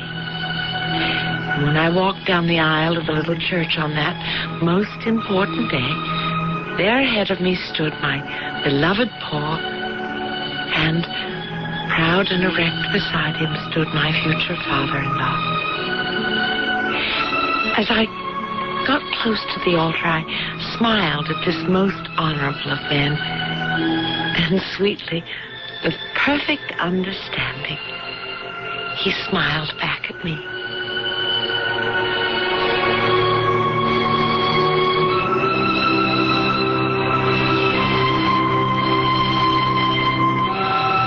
In the recesses of the human psyche lie the darkest of thoughts and desires. If we act upon them, we risk severe punishment. But in the minds of some, simply to think, to feel such thoughts and desires, is identical to carrying them out. Then ensues the most awful punishment of all, when the self punishes the self. I'll be back shortly. Genie, open your doors, America. Now's your chance to get a great deal on a Genie garage door opener, the convenience appliance you use every day. With any Alliance Genie automatic garage door opener system you buy between July 1st and July 18th, you'll get a second transmitter free. That's right, a $29.95 value free, but only until July 18th. So see your participating Genie dealer today and let Genie open your doors. America. You've got a ticket on the Heartburn Express. And if one Rolaids tablet can't cut the mustard, you should hear this. Tums neutralizes 1/3 more acid than Rolaids. So when you eat more, feel more, and your stomach churns out 1/3 more acid, remember. Tums neutralizes 1/3 more acid than Rolaids. A message from CBS Television. Hello, this is Walter Cronkite. And that is the Atlantic Ocean and some of its inhabitants. We also live in a kind of ocean, an ocean of air, resonant with the sounds and cries of a strangely beautiful music. The first movement, perhaps, of a perpetually unfinished symphony. It's the universe, and it's my new assignment. Walter Cronkite's Universe, Tuesday at 8, 7 Central and Mountain on CBS Television. We all love bargains, and here's your chance to get a bargain on a bargain. For this month only, Walden Books is offering fantastic bargains on hundreds of hardcover books by famous authors and outstanding publishers. We've got books by Stephen King, Rona Jaffe, Irwin Shaw, and many others, all at reduced prices. What's more, if you buy at least $10 worth from our wide selection, you'll get additional savings. So if you're looking for some good summer reading, stop by your local Walden Books this month and pick up your bargain on a bargain.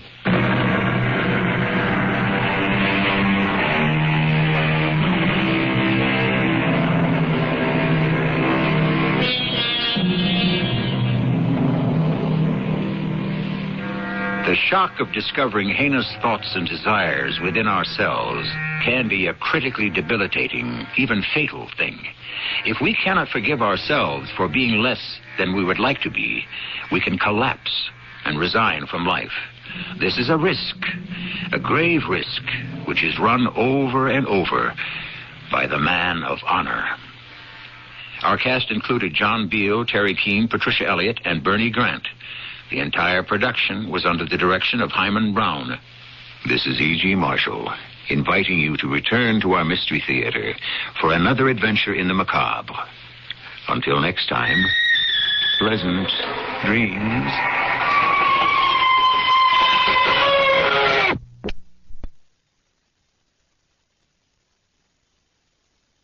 The CBS Radio Mystery Theater presents...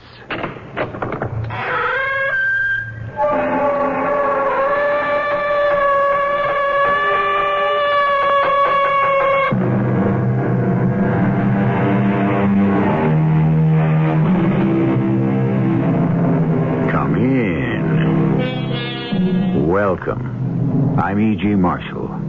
Above our heads, a myriad of airplanes trace their contrail patterns in the sky. Beyond them and the stratosphere, countless satellites ride their fixed orbits.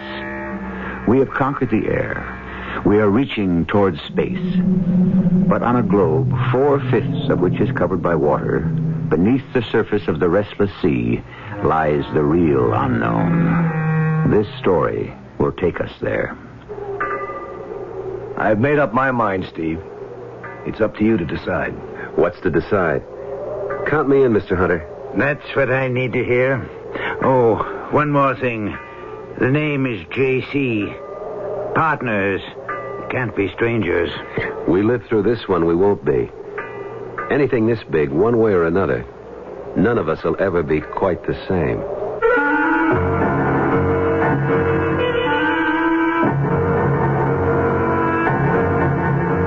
Our mystery drama, Raptures of the Deep, was written especially for the Mystery Theater by Ian Martin and stars Michael Tolan.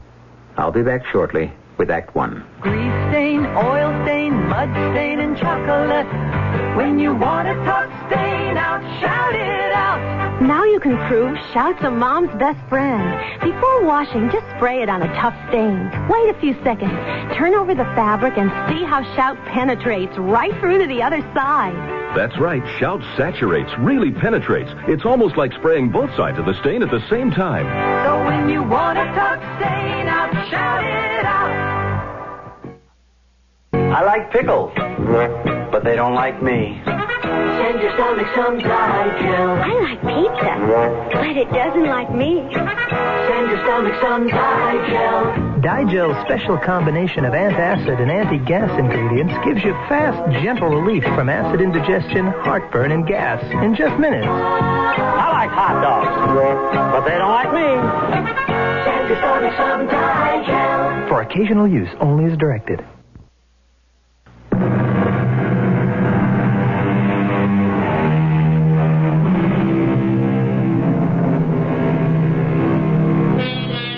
There is a vast difference between the mysteries of the sea and those of the infinite space beyond the envelope of air that surrounds us. In space, man must cover vast distances by machine to delve into the unknown. Under the sea, machines can travel and observe, but there is so much terrain, so much life, and movement is so limited that eventually only man himself, unencumbered, is the ultimate explorer.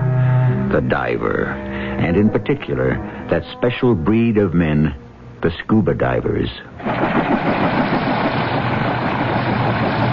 Hey, Cobb, you old son of a gun, the Marines have landed. Get your butt off that helicopter and report for duty.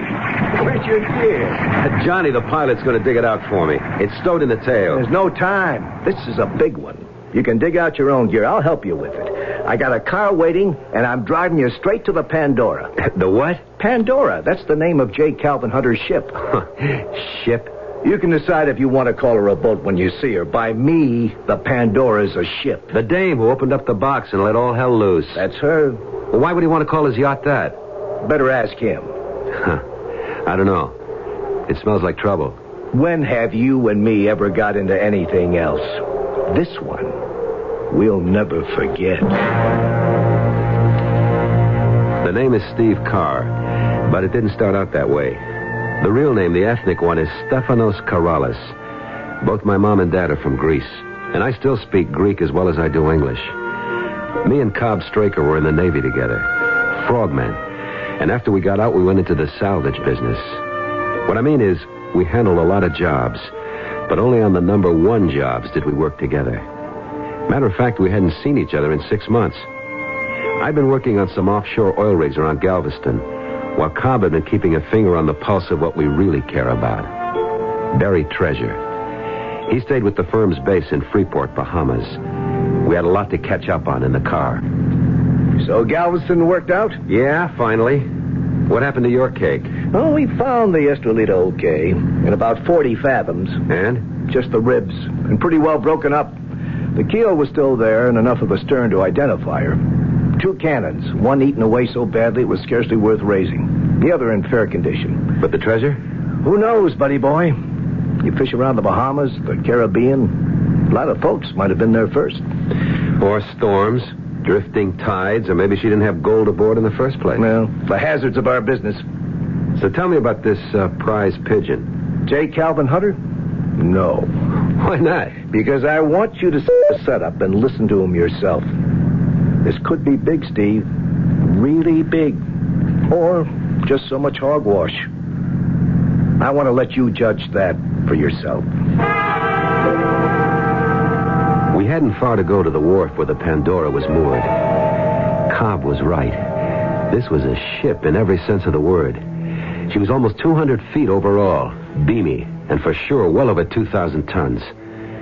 One glance at her silhouette told me she had every kind of device to handle deep diving, and the equipment to go with it. I felt a tingling anticipation. I could sniff an explosive future. We parked the wagon and unloaded my gear. Mr. Hunter was waiting for us on the fantail. He was taller even than Cobb, but thin, all whipcord and steel. He had eyes like bullets that shot out from under heavy, dark eyebrows. You made good time. This is Steve Carr, Mr. Hunter. He's almost as big as you are, Cobb. Not quite, sir. How do you do? Welcome aboard the Pandora, sir. Sit down. Well, now, did Cobb brief you on what all this is about? No, sir. He wanted to let you tell me yourself. So you could make up your mind whether or not I was a nut or not, I didn't say that, sir. No, I did. And I'll lay you 100 to 1. Cobb did also. It's a beautiful ship, Mr. Hunter. Well, it ought to be. Cost enough. But it's going to pay for itself one of these days. Why do you call it the Pandora? Because once I decided to have her rebuilt, I really opened up a can of worms. Cost me 10 times the original estimate before it was finished. A regular Pandora's box of troubles let loose.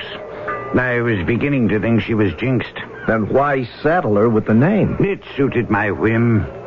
Besides, after Pandora opened the box, all the evils and bad luck were let loose on the world. Do you know the one thing that was left? No, sir. Hope, according to some versions of the legend.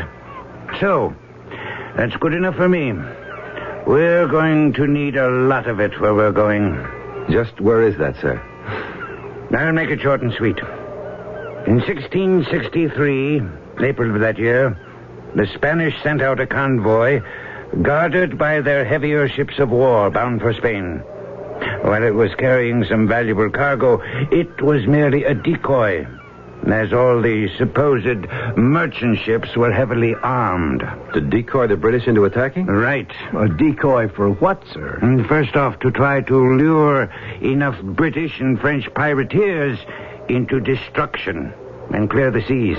And second, to draw away attention from a real prize. Right, Steve. The Alhambra. A colossus of a merchant ship that they had built, which was loaded to the waterline with gold, silver, and precious jewels.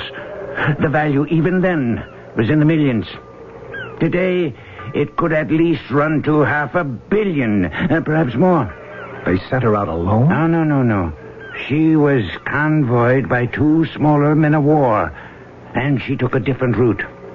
But either the British and French weren't fooled, or enough of them were smart enough to smell a rat. No, they were fooled. Most of them.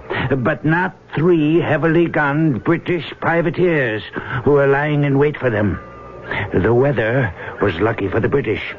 They came out of a fog bank and sank the first man of war without taking a broadside in return.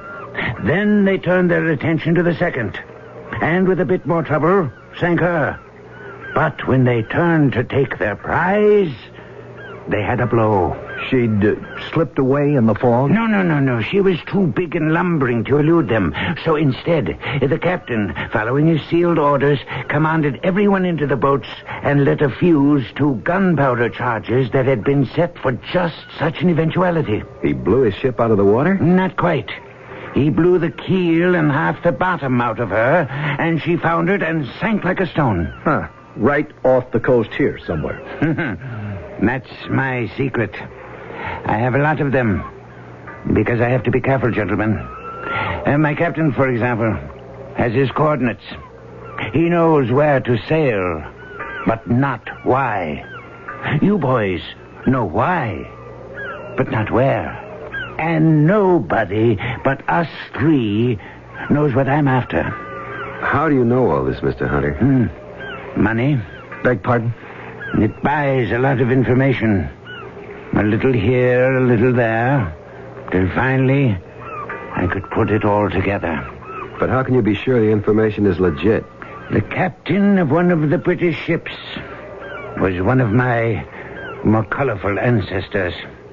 He kept a very full and detailed log, which has been preserved as a family curiosity for the 10 generations since it was written. You know where the ship went down? Exactly. 300 years ago. And at what depth? That I don't know. With luck, it could be one side or the other of the trough. Which trough?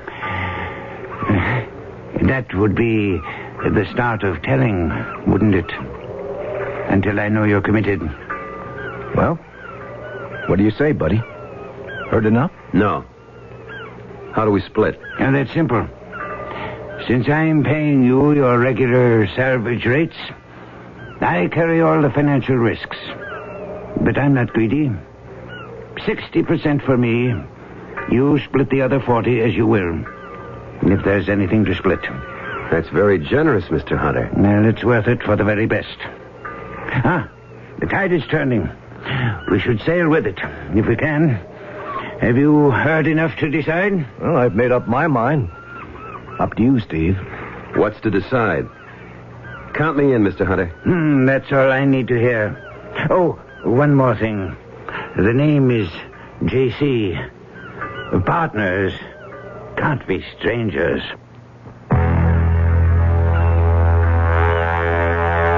Hey, Steve.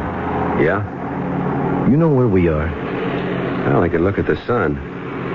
I don't have instruments. Roughly the eastern Atlantic, not too far south. Yeah, but where are we headed? The man told you. His secret. We're the ones have to dive. You said it. How deep? You mean free or with heavy equipment? If we're going to explore, you know it has to be free. How deep can you go? What's the record? 400-something feet? You can't work there. What's the problem? Like right now, I think we're over the eastern trough. What, 4,000 meters, maybe 3 miles. You want to dive that? He's got that little bathysphere we're lugging. That's for observation, a gimmick. You can't salvage anything with that. You know what I'm thinking he's counting on? The Atlantic Ridge? Check. The Azores, the Canary Islands, something like that where the ocean bottom is within reach. Wherever that is. Maybe we'll turn up the lost continent of Atlantis or something. Who knows? Well, it's worth a whirl. At these prices, any day. What have we got to lose? Hold it. What's that? They cut the engines.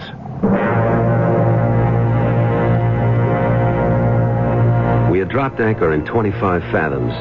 That's a long way down. 6 feet to a fathom, 150 feet. Everyone was out on deck when we got there. It was just at sunrise, maybe 4:20 in the morning. J.C. signaled us. He wanted us down in his quarters. There was coffee there, and a large chart on a table marked out in a grid. He pointed to a dot in the middle. This is our position right here. You and Cobb will take sectors and scout them. We'll use marker buoys to indicate what has been searched. Blue. With the red one, in case we turn up what we're looking for. Now, when do we start? How about this morning? Just what I wanted to hear. Suit up. Let's get going. You going over with us, J.C.? No, I'm a little old for these depths. Well, maybe we all are. Now, look. We have a decompression chamber. I want you to take the least amount of time on the bottom that's safe. If it's too deep, we'll helmet you and put you on the air compressors. It's deep, all right. How long will you be down? Oh, something like an hour and a half, figuring we spend 30 minutes maximum at 160 feet odd. Well, it'll take 45 minutes staging out on the way up to beat the bends. Okay, don't push anything. We've got all the time and most of the money in the world. I have a syndicate backing me. Now, be careful. Our middle names. Ready to go, Cobb?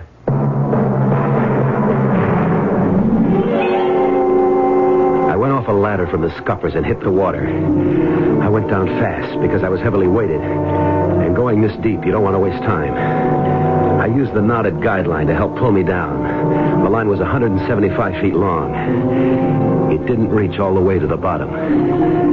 I stopped to consider what to do now. And then I saw her for the first time. The damnedest sight I ever saw. The sight that was to change my whole life.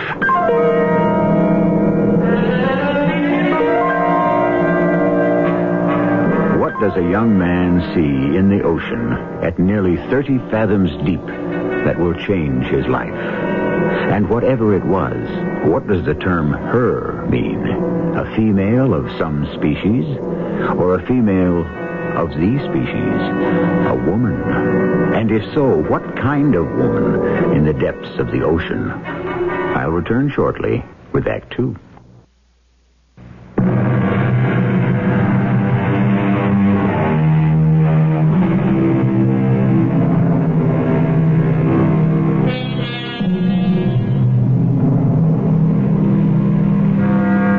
Steve Carr has encountered whatever strange phenomenon has swum into his view far beneath the surface.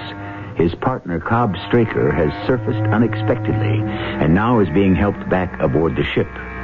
His relatively sudden reappearance has been a surprise to everyone aboard, and J.C. Hunter is the first to lend him a helping hand, reaching to take his fins as he shucks them in order to climb the ladder back aboard. You all right? Sure. I came up because there's no point to the dive. What do you mean? Adams, take Mr. Straker's equipment. Help him out of the tanks. I don't know what your anchor hook snagged, but it must be some kind of a hill or mountain. What do you mean? Well, we've got 175 feet out of weighted guidelines, but mine at least still don't reach bottom. Once I got to the end of the line, I chickened out. I wasn't going any deeper on my own. And what about Steve? He's still down there. Well, maybe he's lucky. He hit a slope or something. I'll catch my second wind till he comes up. Maybe we can replot this whole dive better. How long will he be? Well, any minute now, unless he narked out. He what? Nitrogen narcosis. Raptures of the deep. A sort of deep-sea drunk. Complete euphoria, and you lose all track of time. Hey, he went down before me. Where the devil is he? Maybe you'd better go down after him. Well, if he doesn't break water in the next couple of minutes, I sure as shooting will. Oh, there he is. Well, where you been, jerkola? What do you want to do? Give us all the hives? You all right? Just cutting it. You want to gas me aboard, Cobb?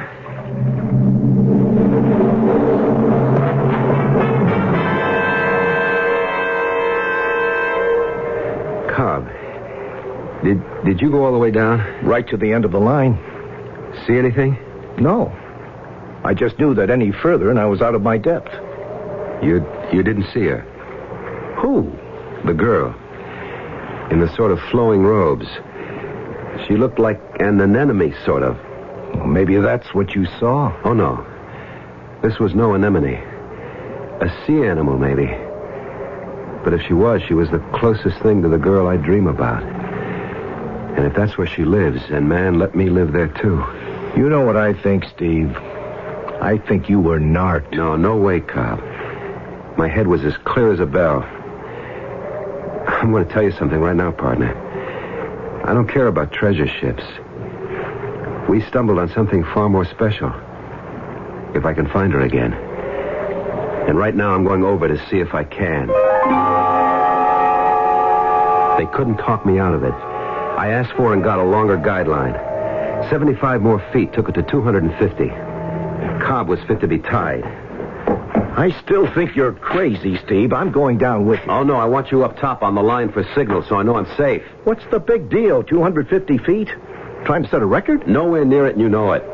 Who was the guy dived something near 400 breathing air? Some Italian, and they fished him up unconscious. I'm going nowhere near that. Now, wish me luck, buddy, because here I go. Now, wait a minute.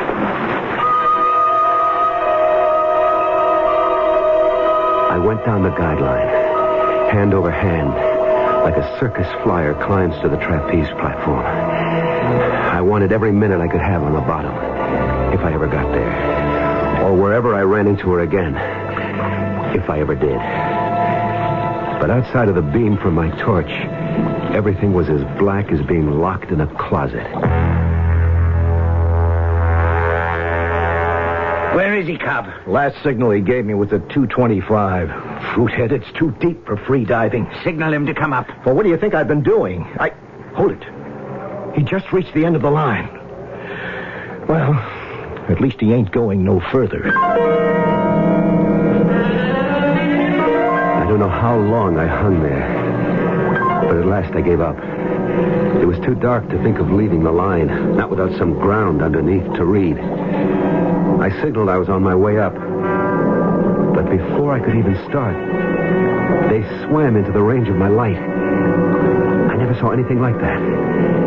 Man-shaped, only they were scaled all over like fish. Not only did they wear foot fins, but their hands were the same. Their heads looked something like birds, with a sort of beak and the face scaly, too. There were too many to count, and they swam as swiftly as dolphins.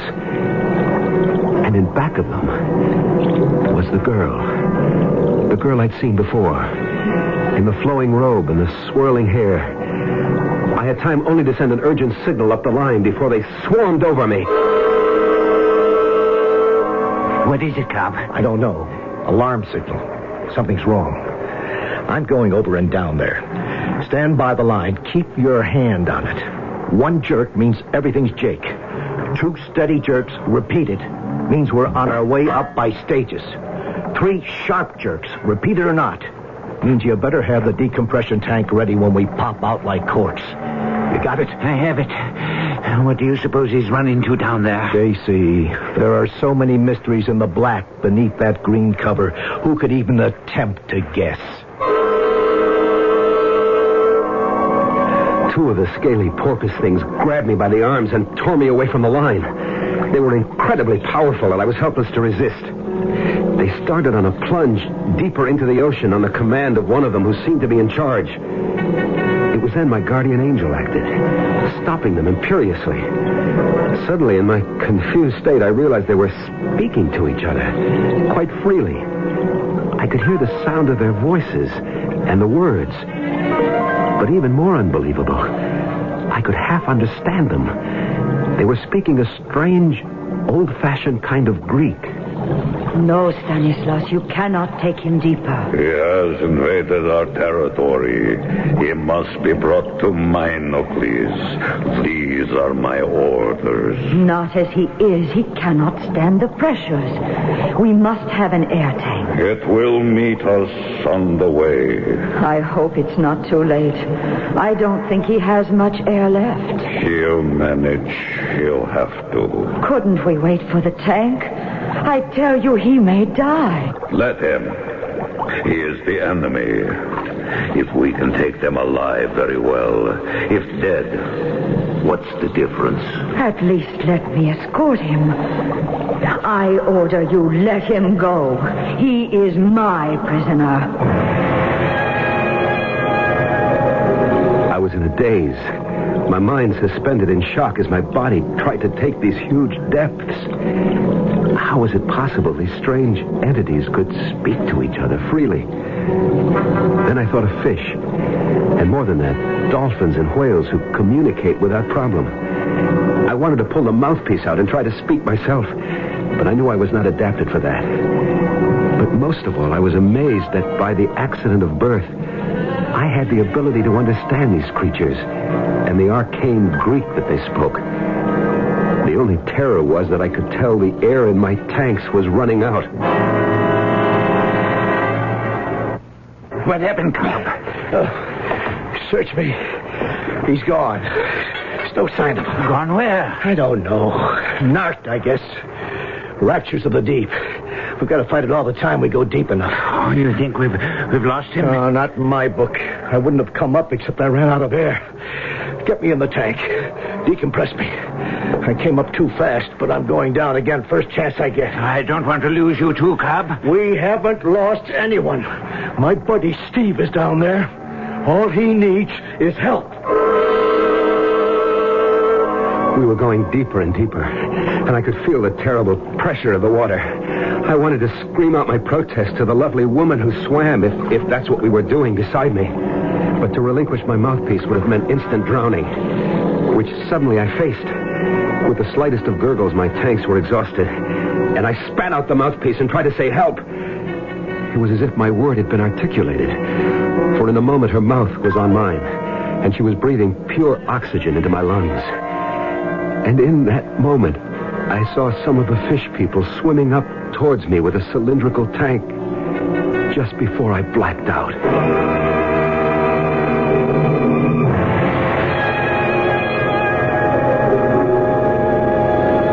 When I came to, I was lying on a kind of couch on the inside of the tank, and beside me was the girl, woman, the apparition or whatever she was. The tank was transparent, and outside, like the men at the oars of some ancient slave ship, I could see we were being propelled by the fish things. I took a deep breath. A breath of delirious satisfaction and gratefulness. Whatever was ahead of me, at least I was breathing air again. As I did so, she opened her eyes and looked into mine. You are all right? I guess so. You can breathe? Or shall we adjust the pressure? No, it's fine, just fine. Who are you? I am a halfway, and in Group 1. My name is Ariadne. And yours? The name is Steve. Steve Carr. Steve Carr. It is a strange name. And you are a stranger. Yet you speak our language. Well, not quite. It's close to my family tongue. You see, my real name is Stephanos Karalis. I'm Greek. Ah, Greek. I have heard legends of them. They are a people who borrowed our language. Beg pardon? They came in ships, so the great book says. But we drove them off and sank them in the sea. But some, it is recorded, escaped. And they stole our language and our culture. What culture? The one you are being brought home to. Oh, how I hope you can survive. Don't worry, I'll make the attempt. But what am I going to survive to enjoy? You do not like me? Lady, that's beside the point at the moment. Where the devil are you taking me? To my home. And the home of my fathers. To my country. To Atlantis.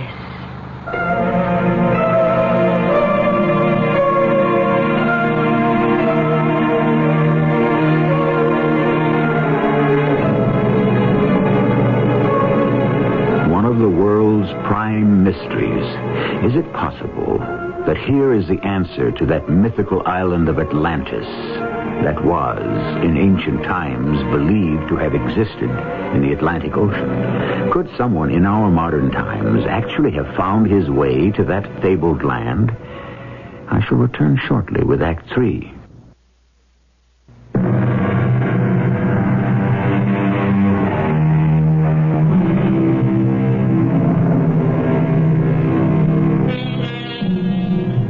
The lost island of Atlantis was first mentioned by Plato, the Greek philosopher. Later, in the 1st century before Christ, Solon, the father of law, reported that he was told of it by an Egyptian priest who said that it had been overwhelmed by an earthquake or a shifting in the world's crust, that it had sunk in the sea 9,000 years before his time.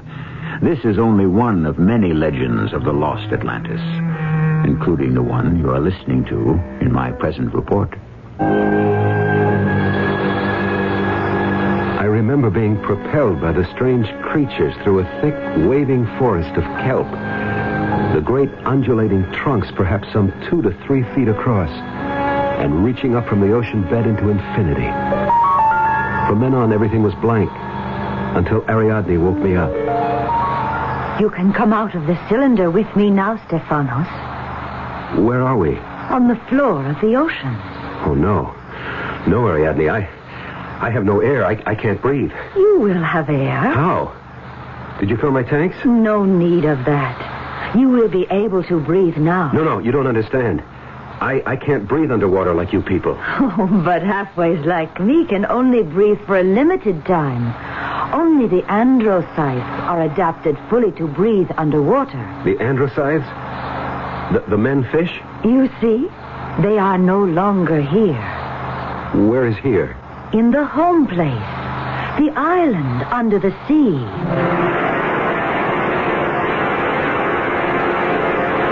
I looked through the transparent sides of the cylinder, and I couldn't believe it. A whole city covered the top of this giant floating island on the floor of the ocean. People were walking freely, chatting. The women dressed in flowing garments. The men in kilted skirts, their feet in sandals. I was back in the midst of a civilization older than Christianity and the Romans. Heaven only knows how many thousands of feet below the surface of the Atlantic. Ariadne now took me by the hand, and together we slipped out of the door that served as entrance or egress from the cylinder. Don't look so terrified, Stephanos. There's plenty of oxygen. Try. Hey. Well, all right. That's beautiful, but where does it come from? I will let Minocles give what answers he deems proper to your questions. Who is Minocles? He is the ruler, the autocrat, the only one of which there is but one. Come, we must make haste. It is not good to keep him waiting.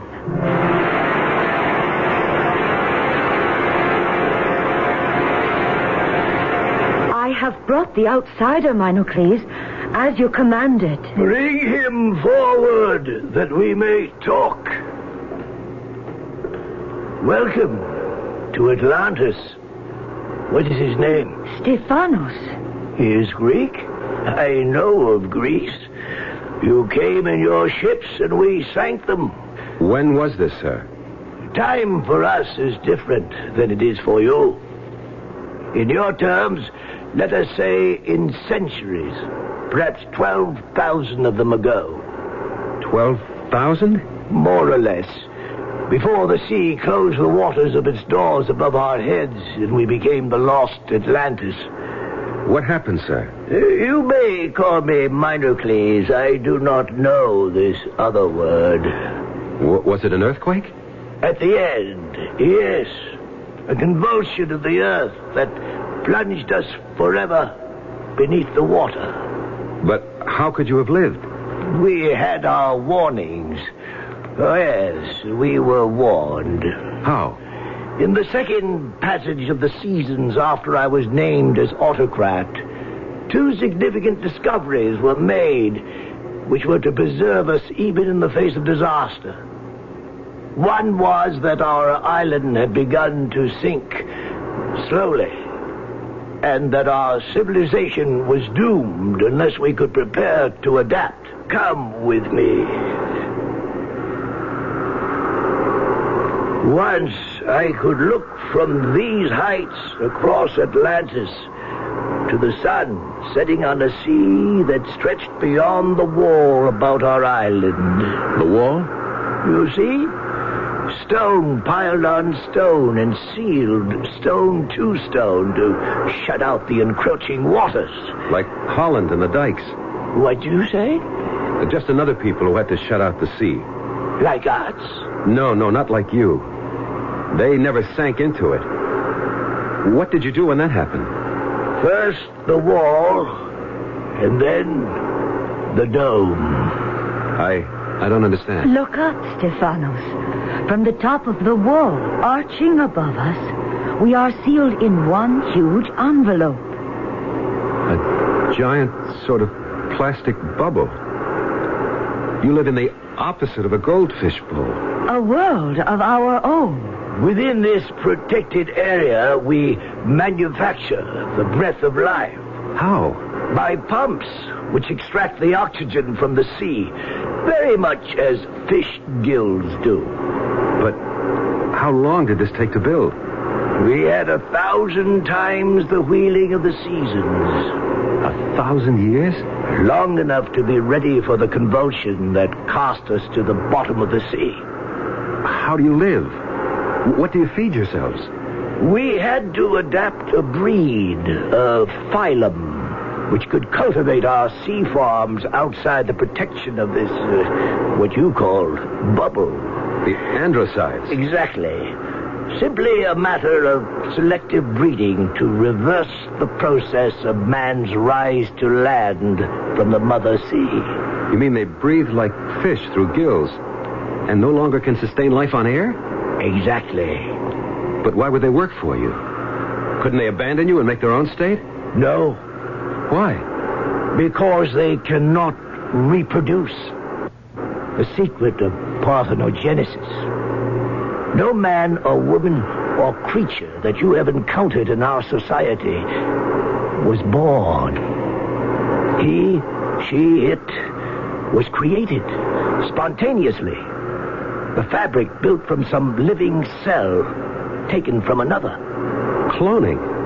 What is that word? It means taking a cell from any given body, man or woman, then introducing it into the ova of a woman from whom part of the nucleus has been removed, and producing, after full term, a mirror image of the person from whom the cell was taken. Substantially correct. But that's a recent discovery. In your world, perhaps. It was a technique we perfected nearly 600 generations ago. You must learn to live with it. What does that mean? You are a fresh impetus for us. You bring new ideas and knowledge of wider horizons. Since you are to be with us, we must have you duplicated as soon as possible. My protests were waved away by the imperious Minocles, and in spite of Ariadne's attempts to calm me down, I was finally dragged away by a swarm of guards. The prison room in which I was confined was classic, and its dampness worried me because it brought back too vividly the immense pressure of the sea all about this relatively tiny bubble of air in the midst of the vast oceans of the sea. I don't know how she managed it, but Ariadne came to me. Ariadne. Shh. Not so loud. How did you get here? I have privileges. I am a halfway, but there is royal blood in my veins. What are we going to do? Do? I can't fit in here. How can I? You can. After the operation tomorrow, you will go to adaptation training and become a halfway like me. And you will be reproduced. What operation? To sterilize you. To what? I won't let them. But why not? If you are to be among us, we cannot have someone who can reproduce at will. It would tear apart the whole fabric of our lives. I don't want to do that. I can't be part of what you are, Ariadne. What else can you do? I can go back. Back where I came from. The autocrat would never allow you to do that. Then you must help me escape. How? It is impossible. You are not adapted. How could you breathe long enough out there? Fill my tanks with enough air. But you could not stand the pressures. Then we'll have to steal a cylinder like the one you brought me here in. Impossible. Even if I did, the androcytes would capture it, and we have no way to move it. You say you are adapted. You could move us up high enough so that I could come out safely. There is only one chance. I must help you escape.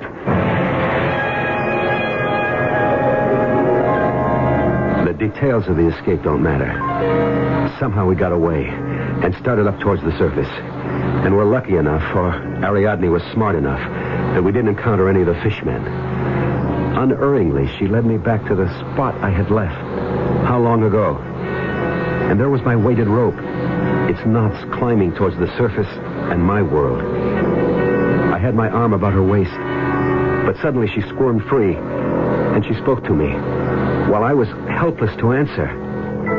Goodbye, Stephanos.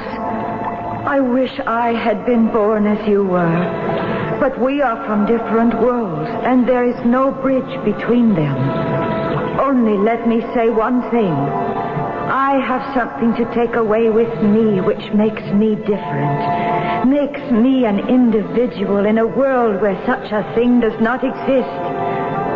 I am glad I knew that, even if only briefly. Goodbye, Stephanos. She darted away from me so fast I couldn't follow. Her loose robes billowing like a flower. I couldn't have followed her anyway, because suddenly the androcytes were all about seizing her and dragging her down. Some of them came for me, and I had no choice but to drop my heavily weighted belt and shoot to the surface in a haze of bubbles. Exploded out of the ocean as if I'd been a champagne cork. Cobb, there he is. It's Steve. He came up without being decompressed. Get that chamber ready.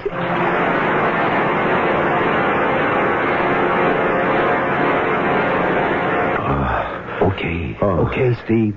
Take it easy. No, I've got to follow her. To save... Where am I? You're in the hospital, Steve. And I'm your buddy, Cobb Straker. And you just about copped it, friend. I've got to get back. I got to get back. Steve, you ain't going nowhere. Not if I have to sit on you till you come out of all of this.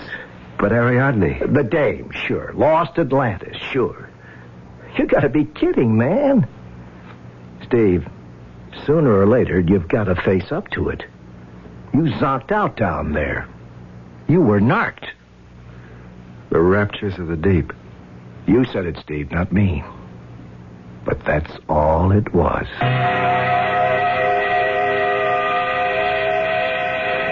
It's what I've had to settle for. Leave it at that or end in a funny farm.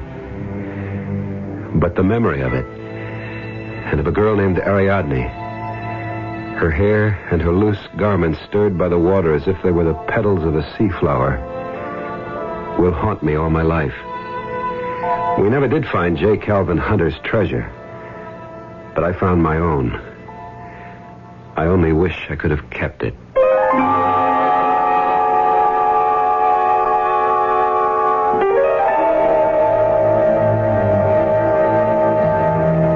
A curiously unforgettable story, which I find haunts me, too. Not only the girl, but that strange and beautiful city-state that Steve also imagined, or visited briefly. The legend of Atlantis dies hard. Could one imagine that it still does exist, buried somewhere so deep in the Atlantic East Trough that man has as yet no way to find the way there? I'll be back shortly. Did you know that Goodyear services cars? I didn't know that. Lots of people don't. Say Goodyear, they'll say tires almost every time. Good for them. Yeah, well, how do we tell them Goodyear services cars? Why don't we tell them about the limited warranty? The what? Tell everyone that if you get your car serviced at Goodyear, the service and parts are backed by Goodyear with a warranty good for 90 days or 3,000 miles. Oh, which? Whichever comes first. Oh. And if the work isn't done right, and you're more than 50 miles from where you got it serviced, you can take your car to any of over 1,500 Goodyear service stores, and they'll redo it at no charge. Say, that's a great deal. Yep. Look, I thought you said you didn't know Goodyear services cars. I didn't. I must have read it somewhere. Well, where would you read that? Probably in my warranty. Oh, yeah. Smooth out your rough-running engine with a tune-up at your Goodyear service store for just $39.88 for six-cylinder cars. Includes new points, plugs, rotor, and condenser. No extra charge for air conditioning or labor. Call for an appointment now. Price is slightly higher in California.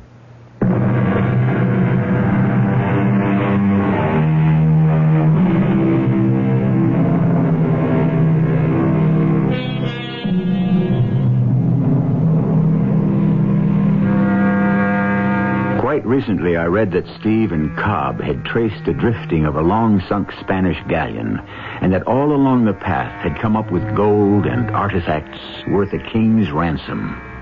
I'm glad Steve struck it rich. I hope he enjoys his hard-bought wealth. I wonder if he would exchange it for that other treasure he found, or thought he found. Our cast included Michael Tolan, Catherine Byers, Ray Owens, and Sam Gray. The entire production was under the direction of Hyman Brown. And now, a preview of our next tale. Who's Marla? You wouldn't understand. You could explain it. You wouldn't believe it. Look, your name is Howard Spurlow. I know my name. You are about to be tried for murder. I know that, too. I'm the attorney appointed to defend you. We've been through all this. Why don't you let me alone? You have to have a defense. Why? Why did you kill him? It doesn't matter. It does matter.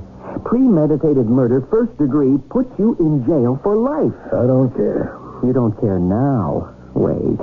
This state of shock you're in will wear off. You'll care. I wish you'd let me alone. On the other hand, second degree or manslaughter or lesser charges, you could get a maximum of 10 years. Maybe as low as 3 or 4.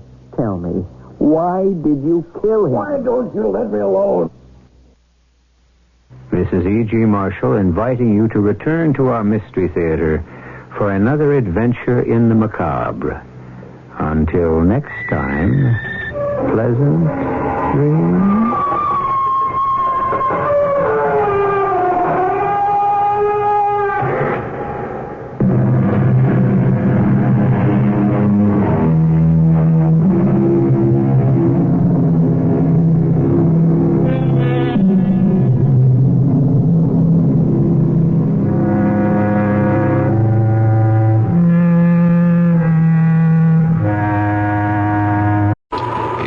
Past 11 o'clock, and it's time for the WIP Mystery Theater. Why don't you join us? Just sit back and relax, if you can.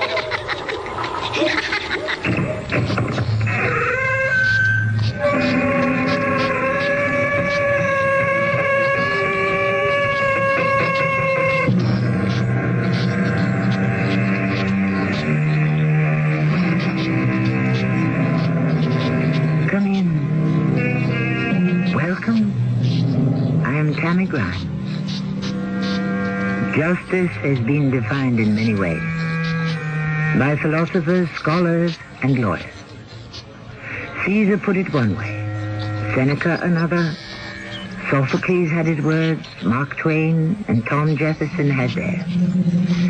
And Shakespeare's Portia, to whom I admit a keen kinship, asked that justice be always tempered with mercy.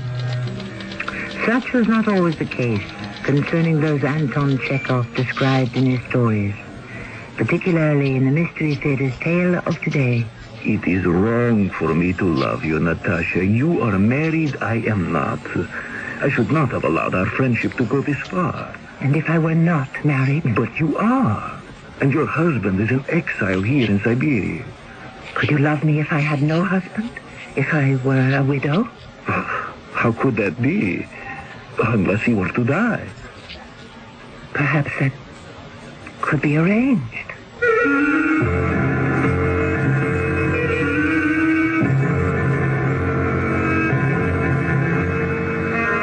Our mystery drama, The Boatman and the Devil, based on a story by Anton Chekhov, was adapted for the Mystery Theater by James Agate Jr. It stars Alexander Scorby. I shall return shortly with Act 1. Make life a little less irritating for someone on your Christmas list by getting a Remington electric shaver from True Value Hardware Stores. Hi, Pat Summerall to suggest you save your favorite lady from the irritating nicks and cuts of a razor by giving her a Lady Remington shaver. Or for that special man on your list, choose a Remington men's electric shaver with handy trimmer. Right now, you can get the Lady Remington or men's electric shaver for just $19.99 each at participating True Value Hardware Stores and home centers. And tell them Pat Summerall sent you. Well, when you cover your mouth with your hand every time you laugh, you just aren't showing much confidence in how your teeth look. Mine were all tobacco stained until I got Topol. Topol Smoker's Tooth Polish is a combination of polishing agents and a rich foaming cleanser, especially formulated to help remove ugly yellow tobacco stains. Yet laboratory research has proven Topol cleans gently enough to be used every day instead of regular toothpaste. Topol made my teeth cleaner and brighter. Topol Smoker's Tooth Polish, fluoride or mint. Edna? Do you have the key? Oh, never mind. We forgot to lock the door. I'll hang up the coats, Melvin. Good girl. Oop. Melvin. Mm-hmm? Take a look in the closet. Edna. Yes, Melvin. There's a dog in the closet. Hiya. Don't worry, it's me, McGruff, the crime dog. He talks? Of course. How else could I tell you not to leave your door unlocked? Oh, you're McGruff, the crime dog. Edna, you're talking to a dog. I'll say it again. Lock your windows and doors, use a timer to turn lights on and off. Oh. And tell your neighbors to keep an eye on your house. Good idea. By the way, you got a neighborhood watch program? Neighborhood watch? What's that? That's where you and your neighbors learn how to protect each other and your neighborhood. Oh. But find out more. Write to McGruff, Box 6600, Rockville, Maryland, and help take a bite out of crime. Edna, lock the door. Gotcha. A message from the Crime Prevention Coalition and the Ad Council.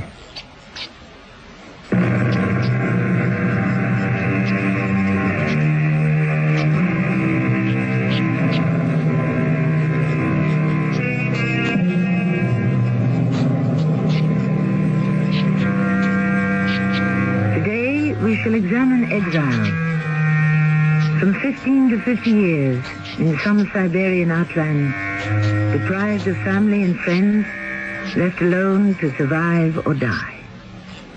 One man in the Russia of 1890s is the boatman who conveys the convicted across the river from Russia to Siberia. In the boatman's hut are two exiles. One, obviously a man of position, asleep in a fur coat. The other very poor and younger, who warms his hands before the blazing logs. He is waiting to be ferried across the river by the boatman, whose name is Sasha. It is he who will tell our story. Young man, you have just arrived. At this moment, you feel sorry for yourself because you believe you're innocent. That gentleman, lying there asleep in his fur coat, also believes he is innocent and doesn't belong here in Siberia. His name is Vasily. Count Vasily, I believe. What's yours? My name is Radek. And mine is Sasha. I'm the boatman. I advise you to get as close to the fire as you can. When I take you across the river, you will find it very cold there. Sir, can a man be as well dressed as that man, Count Vasily, in a fur coat and still have committed a crime? He has been found guilty and exiled. How old are you? 25. What crime did you commit? I stole nothing. I robbed no one. I hurt no one. Whom did you offend? The state and the judge. Russia is not a country where one may call a spade, so to speak. There are those in power, and then there are the rest of us. Powerless. My boy, it has always been so. My wife, my baby, my parents. I can't bear to live without them. I shall go mad. You will not. We had a happy life. And then I was unjustly accused of theft, of beating an old man. I broke out of jail and joined a movement of people. They told me there could be a better life. We all ended up in jail. In a worse life, hardly a life at all. You haven't even tasted it yet. You haven't crossed the river. As soon as the wind dies down, I shall row you across to be officially admitted at the post office at Girino. Don't you understand, old man? I can't accept this exile. How many thousands of times have I heard that? In a week, the river will have gone down. The weather will have warmed. And you will go wandering across Siberia, finding ways to amuse yourself. Never.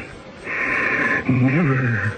I shall die first. Oh, one doesn't die of loneliness. You will find a new life here. But I shall always be at this same place, living in this same hut, rowing back and forth across the river, as I have done for 20 years, day and night. White salmon and pike under the same water I float on. Sasha, why don't we go now? The wind seems less. Are you waiting until he wakes up, our sleeping friend in his fur coat? No, not at all. Let him sleep the whole night and day, so far as I'm concerned. You wish to be ferried across now, so be it. Gather your belongings and we'll go. Who knows how long Mr. Fur Coat will sleep. You, Radek, start your new life. As the Chinese say, A journey of 1,000 leagues begins with the first step.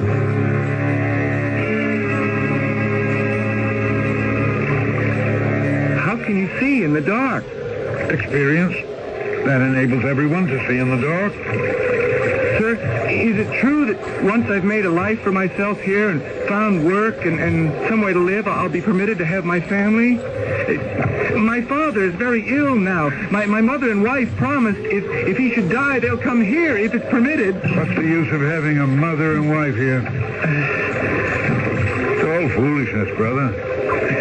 The devil is tormenting you. The devil? Row hard. There's a treacherous undertow. Yes, I mean it. The devil. Don't listen to him. Don't surrender to him. He whispers in your ear about women. Say to him, I don't want them. There's no life here in Siberia for a woman. The accursed devil talks about freedom. Say to him straight off, I don't want it. I don't understand you. Not want freedom? I'm a young man. And a foolish one. I'm telling you, the only way to exist as an outcast in Siberia is to want nothing. To torment yourself over nothing. Not father, no mother, no sweetheart, no wife, no children, house or home. I speak that loudly to the devil every day. I don't want anything. Curse your soul.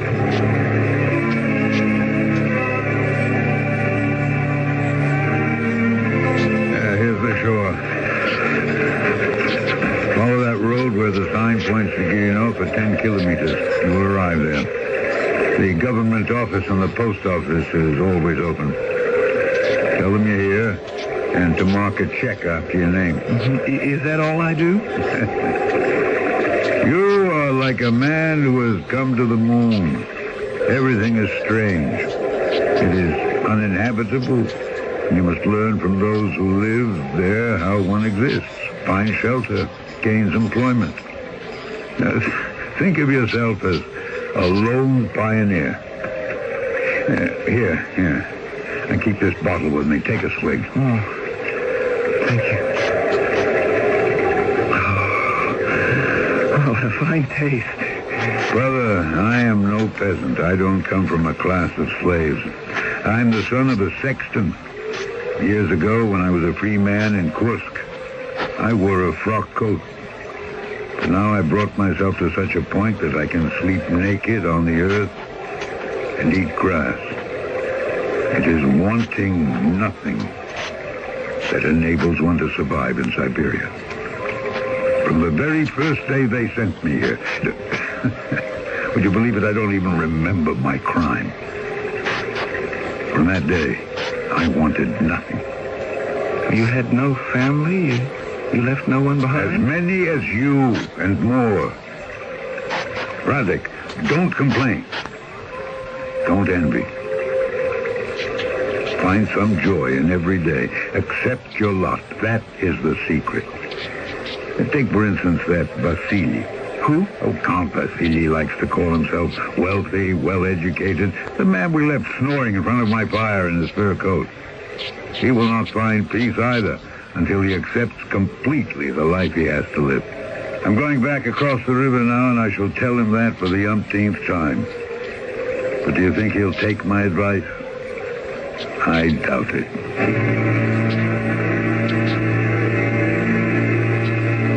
Vasily, see, you're awake now. Yes, I'm surprised you're back so soon, Sasha. Tell me, you're spending this entire night here in my hut, or do you expect me to ferry you back tonight?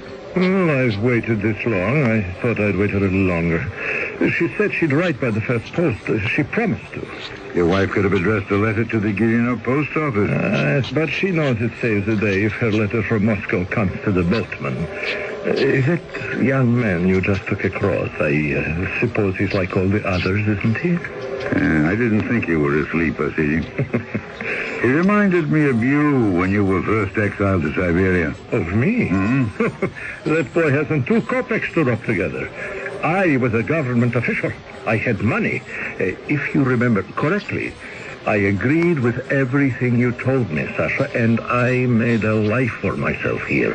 I bought a house and some land. No more a life of pushing papers across a desk as I did in Moscow. Yes, in the beginning you were fine.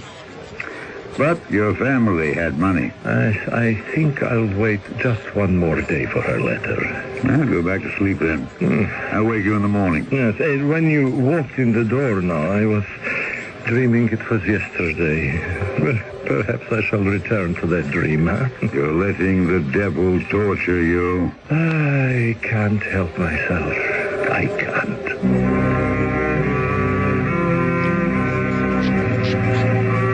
Those dreams of the past. It was almost as if I was dreaming by his side. I knew Vasily's dreams so well. I warned him that to want money is only the beginning.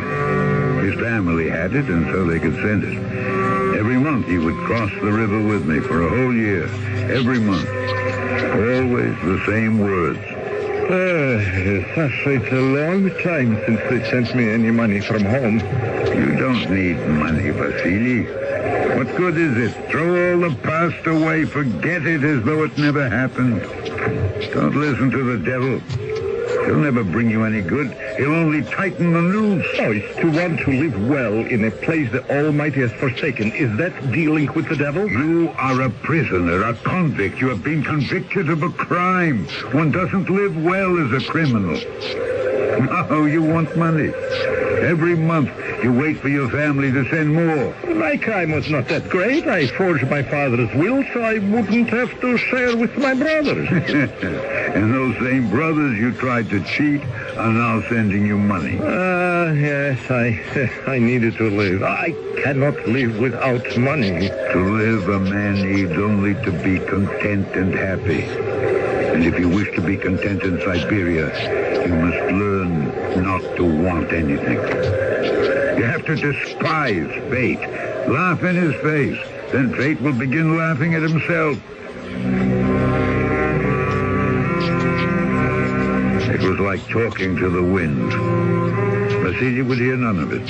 He would have money. He would have his wife and daughter. He would turn his Siberia into a heaven on earth.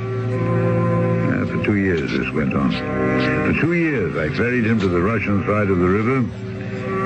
And one day that man, that Vasily Sergeyevich, met me with laughter. Oh, Sasha, it happened. Think of it, Sasha. She is coming. She is. I am going to Guillemot tomorrow. Would you believe it? To meet my wife. Oh, my Natasha. She has taken pity on me. She's come to live with me. Oh. She has forsaken the gay life of Moscow to live here in Siberia. Bad winters and all. And to be with me. She misses me. What do you think of that, Sasha?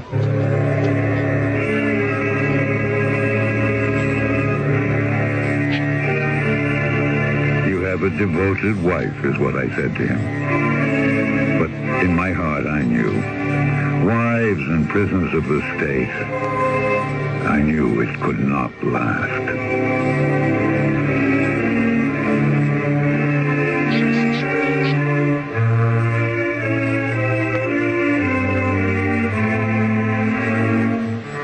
Many have written about the Gulag. The outcasts of Russian society condemned to mock time until their sentence has been served, or they have not survived and died in their cages. But no one has illuminated it in the same fashion as Chekhov. What it takes to become used to this moonscape from which there is no escape. Our boatman will tell us more when I return shortly with Act 2. I bought this gadget by mail. The ad said it would save me a lot of gas. It did.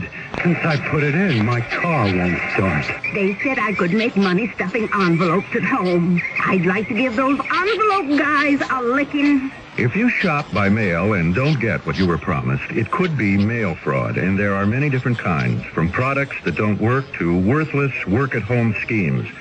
If you're a victim or even suspect mail fraud, call your postal inspector. It's his job to keep the mail a nice way to shop. The ad said I could lose 20 pounds a week painlessly. What I lost was $20, and that hurt a lot. They said there were hundreds of dollars to be made working at home. They were right. I worked at home, and they made hundreds of dollars. $6. Remember, most of the time when you shop by mail, you do get what you were promised. But if you suspect mail fraud, call your local post office and ask for your postal inspector or postmaster. Don't take getting taken. A public service announcement by this station and your postal service. Mommy, I cut my hair. Oh, no. What did I do? Oh, Mommy, I'm bleeding. Can you stop the bleeding? Can you clean a wound properly? What if he stops breathing? What if his heart stops too? How do you handle an emergency at home? Many of us panic when prompt action may be needed to save a life. If you'd like to learn what to do and how to do it before you're faced with an emergency, contact Red Cross. We'll help you learn how to prevent accidents. We'll teach you first aid, Red Cross CPR, family health and home care. Countless lives have been saved through safety and health care skills learned through Red Cross courses. And because of these skills, millions of Americans live safer, happier, healthier lives. Learn how to take better care of yourself and your family. Call Red Cross. We'll help. Will you?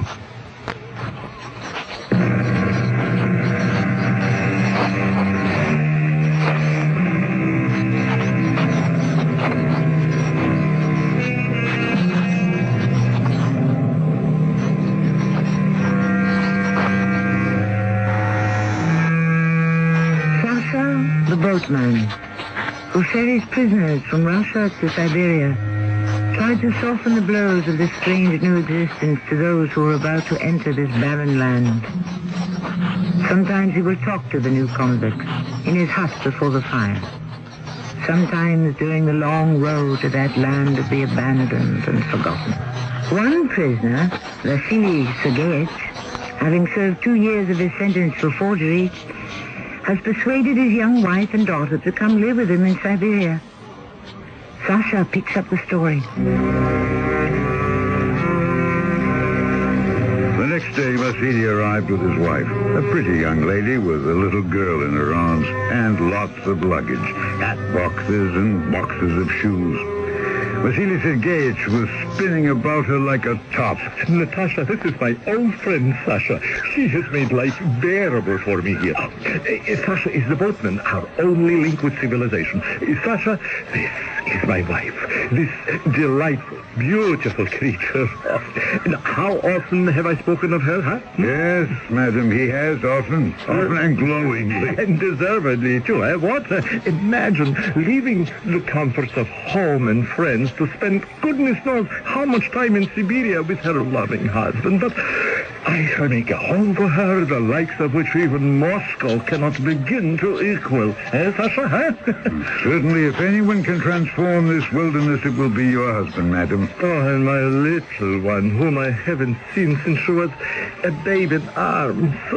Now, how are we going to transport all this luggage aboard that little skiff of yours, huh? I shall make as many trips across the river as necessary. Yeah, you see? Problems, solutions. Didn't I write to you, Natasha? Nothing but the best people here. People with heart, with love. Oh, you will enjoy yourself, I promise. Now, come. Let us all get aboard Sasha's ferry and make the first trip. He was breathless with joy.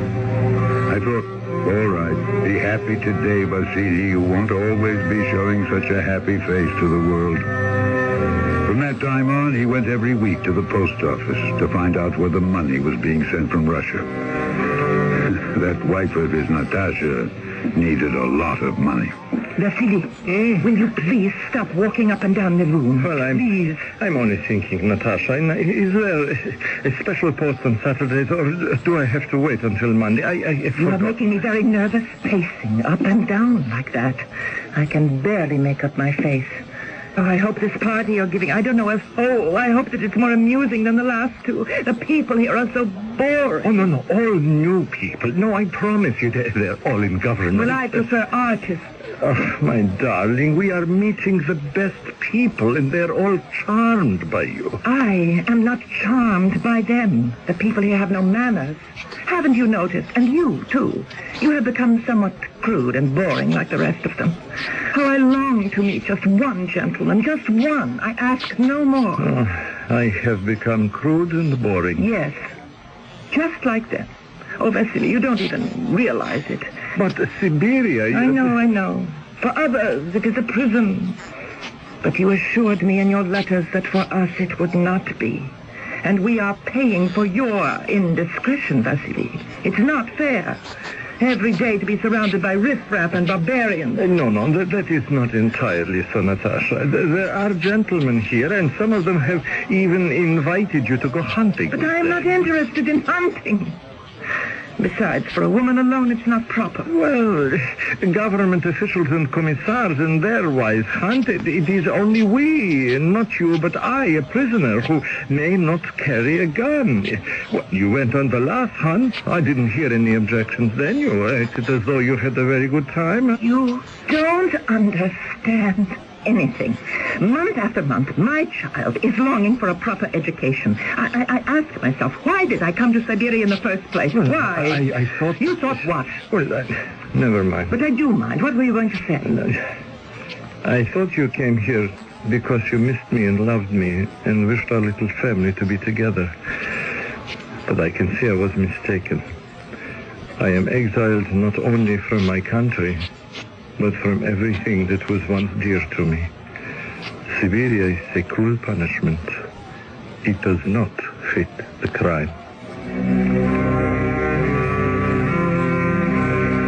How long could a spoiled wife of a once wealthy man exiled to Siberia stand it here? Not very long. How could she? Clay soil on which nothing grows, cold water, cold weather, no vegetables, no fruit, and surrounded by ignorant people. So she found amusement where she could. Anton? Forgive me, my princess. I could not come sooner. Anton, where have you been? I've missed you so. A commissar cannot always prescribe his hours. I have work responsibilities. Anton, I hate this place. Even my little Anna knows how I feel. And although she loves her father and would do anything to remain here in Siberia with him, she knows it is not good for her. So we had a little talk, and I am going to take her home to Moscow. She is too young to stop learning. Moscow? When? At the first sign of spring, April or perhaps May. Now, you will come too, won't you? I cannot leave here. This is my post, my career, my future. I have no way of going to Moscow in the spring. I am taking Anna to Moscow, and as soon as I am certain that she is installed in a good school and her uncle can take care of her, I may return. And then what? We shall see. If you are still interested, I will be with someone who can make Siberia bearable for me. And if not you, then someone else. Crumbs of happiness. It's all wrong. You are married. I am not. I should not have allowed our friendship to go this far. Would you feel that way if I were alone? Alone? If I had no husband? If I were a widow? Then I would demand to be transferred to Moscow. I would pester them until they agreed. In Moscow, we could be married. They like my work. I know I should be promoted. Natasha, would you marry me if you were a widow? Yes, I would. I believe in you, Anton. So only one thing stands in our way. Yes, only one thing. Am I to remain the wife of an exile or his widow? Anton, you're an excellent shot. Remember those geese you shot down, one after the other, without scarcely taking aim? Tomorrow I shall tell Vasily that for her sake I am taking Anna back to Moscow. And perhaps, who knows, while I am away, a hunt is organized and accident happens, so that when I return, I find myself a widow. A hunting accident. How long will you be away? I can arrange almost anything. How much time do you need?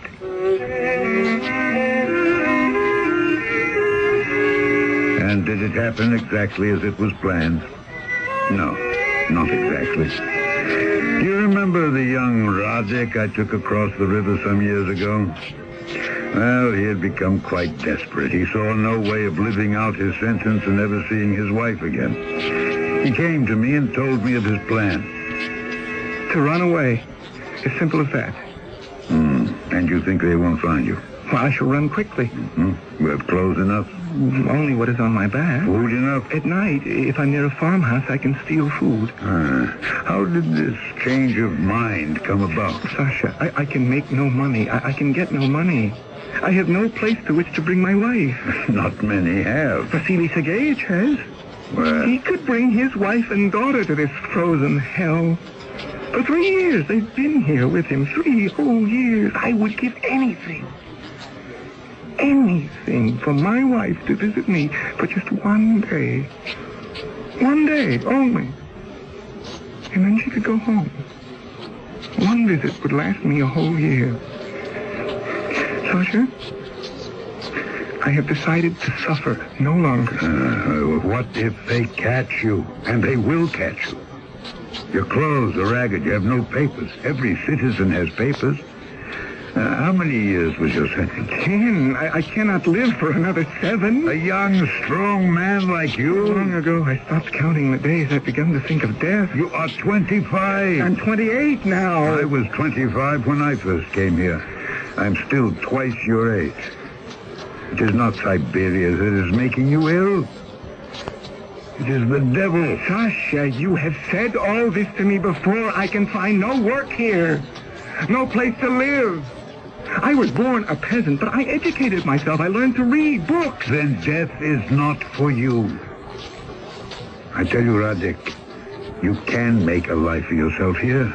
Forget yesterdays. Live only for today. I cannot. Here. Take a mouthful from my bottle. It'll cheer you. She was only 17. My Olga.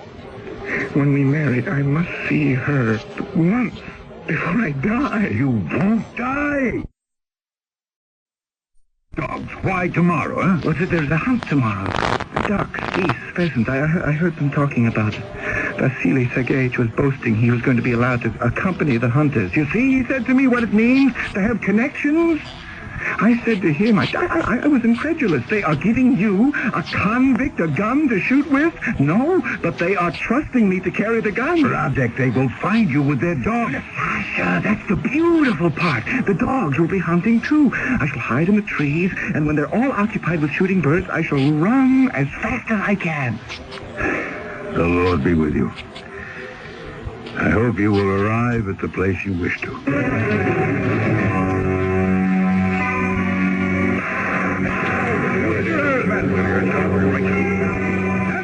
Poor Radek. He never left the forest alive. He was shot by accident by one of the government men. One called Anton. He said he thought the movement behind a tree was a deer. That it never occurred to him it could be an escaping convict. Anton? You're back? I had no idea you would return to Moscow so soon. I didn't go. Anna became ill. Is that the man you shot? They're burying? It was an accident. The wrong accident. Vasily told me all about it. He was standing quite near when you shot the wrong man. I shouldn't have even dreamed of doing it. This innocent boy is dead now. They said he was escaping. Did you shoot the wrong man on purpose? I don't know what I did. It was all so sudden. It was wicked to even plan such a thing. How could we have lived together with your husband's death on our conscience? That boy died so that Vasily could live. We must never forget that. Now, let us bow our heads as they lower the coffin into the grave.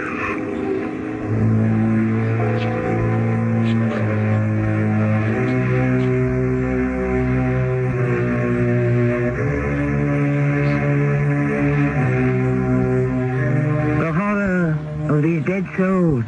One cannot help wondering, is this happening today? Stories of injustice finally filter through the darkness, and we hear of them. Sane men who are placed in institutions for the mad.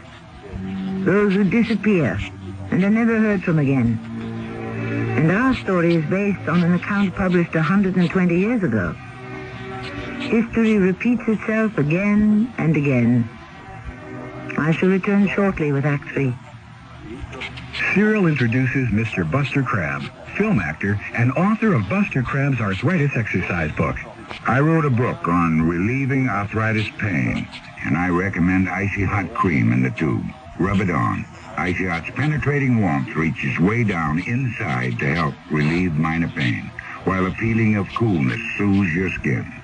I'm convinced that greaseless Icy Hot Cream will give you fast, effective relief that lasts for hours. Use only as directed. This is Gene King for your Better Business Bureau. If you receive merchandise in the mail that you didn't order, then you can keep it and consider it as a free gift. Under the law, you don't have to pay for it, and it's illegal for the company to bid you. Only clearly marked free samples and merchandise mailed by charitable groups asking for a contribution can be mailed to you in the first place without your prior consent. And even in these cases, you can consider the merchandise as a gift. A tip from your Better Business Bureau. The following is presented by the National Urban League. You know, Alan, when you walked in here and said, I want to be a salesman, I wouldn't have bet a plug nickel you could make it. Sales takes hard work and tenacity and guts. Well, I just didn't think a black man could measure up. Too often in today's society, people are judged solely by the color of their skin rather than by what they can do. But when people are given a chance to make something of themselves, there's no limit to what they can do. And now here you are, our newest district manager. What do you say to that? All I ever needed was a chance. Everybody deserves a chance to make it on their own, regardless of race, creed, color, or sex.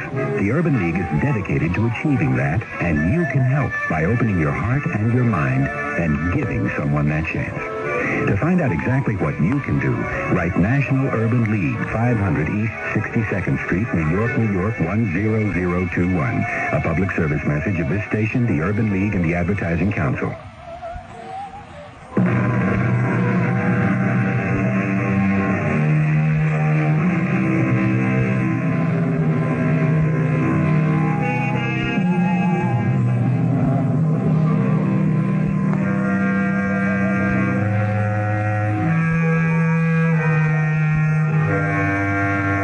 Today, the Mystery Theater's third act curtain rises on a tale familiar to many writers, some who themselves experienced exile in Siberia. We have used Chekhov's account written in 1892 because we hope by 1992 that such bestiality towards man will be forgotten history. Our spokesman is Sasha, the boatman, the link between freedom and living death. He himself is in exile. 50? 60? No one quite knows. And strangely enough, he has forgotten whether he has served out his sentence. For he has remade his life here in Siberia. I stand in a corner of the yard where the dead are placed. It is so cold they cannot dig very deep. Anton, the man in love with a prisoner's wife, has shot and killed the young man who lies in that coffin. From the distance, the bell of death. Coward! You stupid coward! I should have known. Natasha, I ask you to observe the ceremony and contain yourself. Coward! You shot the other man on purpose. You couldn't bring yourself to do away with Vasily. You're all words. I've wasted my love on you. Natasha, for the Lord's sake, stop whispering to me. There's a burial going on. Someone will see you. They will suspect something. You're not only a coward, but a fool.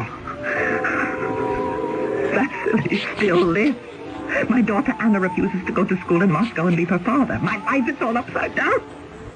Yours goes on as if nothing has happened and nothing has touched you. I was a fool to think that you could free me. Please let me explain all this to you later. There's nothing to explain, coward. I never want to see you again.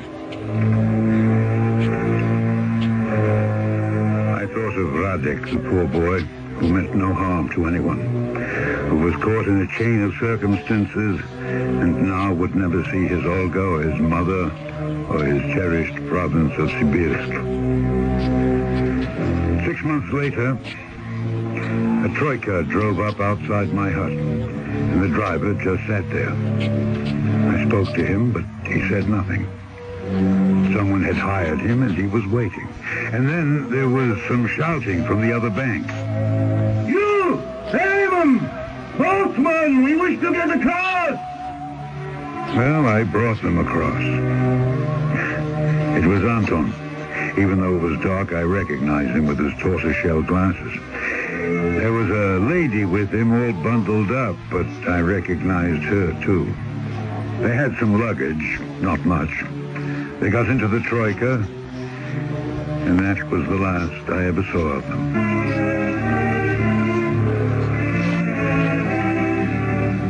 The next morning, guess who was shouting to be ferried across? Vasily Sergeyevich on his best horse. Is this as fast as you can move this old tub across? Vasily, you have a horse that's quite a weight as well. You helped him get across, didn't you? They could have only come this way. Who? My wife. And the young gentleman with the spectacles. Yes, I brought them across last night. And the boxes and cases? They had some luggage, yes. No, you should have told me. It would have been nothing for you to row across and find me and tell me my wife had run away. Oh, Vasily, be sensible. How would I know such a thing? I had no idea she was running away. You sure? Yes, I am sure. Oh, what of your daughter, Anna? Anna is still with me, thank the Lord. What happened when they got to the other side, huh? Oh, they were whisked off in a troika. That's well, I shall find them. I have a fast horse.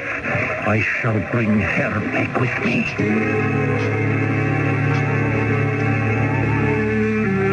5 days and nights he chased after his wife. Of course, he didn't find her. I won't rest. I won't. I will have her back. I will have my freedom. I must. Who do I see to beg for my freedom? Well, you know all the influential people in Gilino. You entertained them at your house. Whom do I know? They are all leechers and traitors. Is there an honest official among them? Go speak to Pyotr Vishnevsky. Tell him you're an old friend of Sasha's. He may help.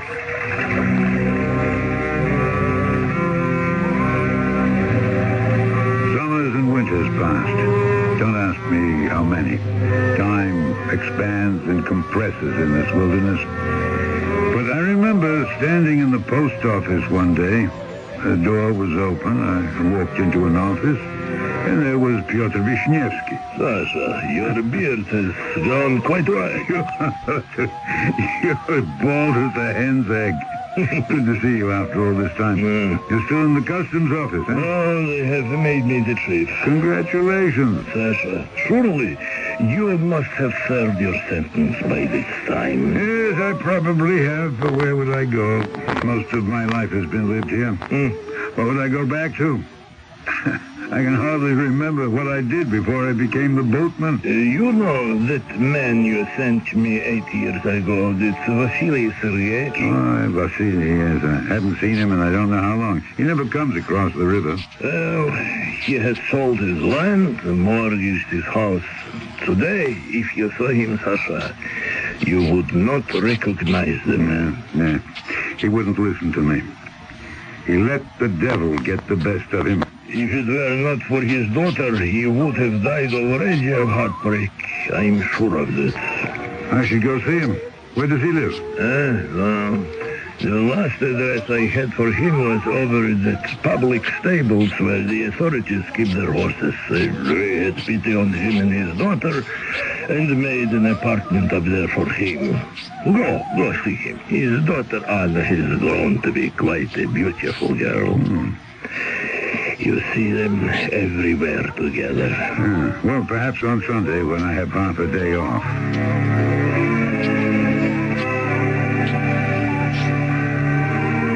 Good morning, Vasily Sergeyevich. Yes? Who is it? I can't see very well. Anna, do you see the gentleman? It is a gentleman with a white beard. I think I know him. Yes, I do. You are Anna. Yes, you are Sasha. Yes, you used to ferry the boat across the river into Siberia. Oh, I still do. Sasha. Did you say Sasha? Oh, my goodness. How long has it been? Of course, I never cross the river anymore. We live very simply, Anna and I. You know my daughter, Anna. I would have recognized her anywhere. Oh, how would you have recognized her? She was a little one in those days. I was very little when you met me first, but I'm 18 now. Sasha, do you still talk about the devil? Oh, sometimes, yes. Well, for a man who knows as much as you were very wrong. Was he really, Papa? Well, weren't you, Sasha? Come. You're among friends. Come, confess it. What do you want me to say? And I am the proof you were wrong. After everything is said and done, I am the living proof that people can live in Siberia. That even in Siberia, there is happiness. Look at her. Anna. There she stands. Oh, Papa. She takes good care of you. We are counting the months now. Little less than a year and my sentence is over. We're full of plans, my little Anna and I. One more winter and that will be it.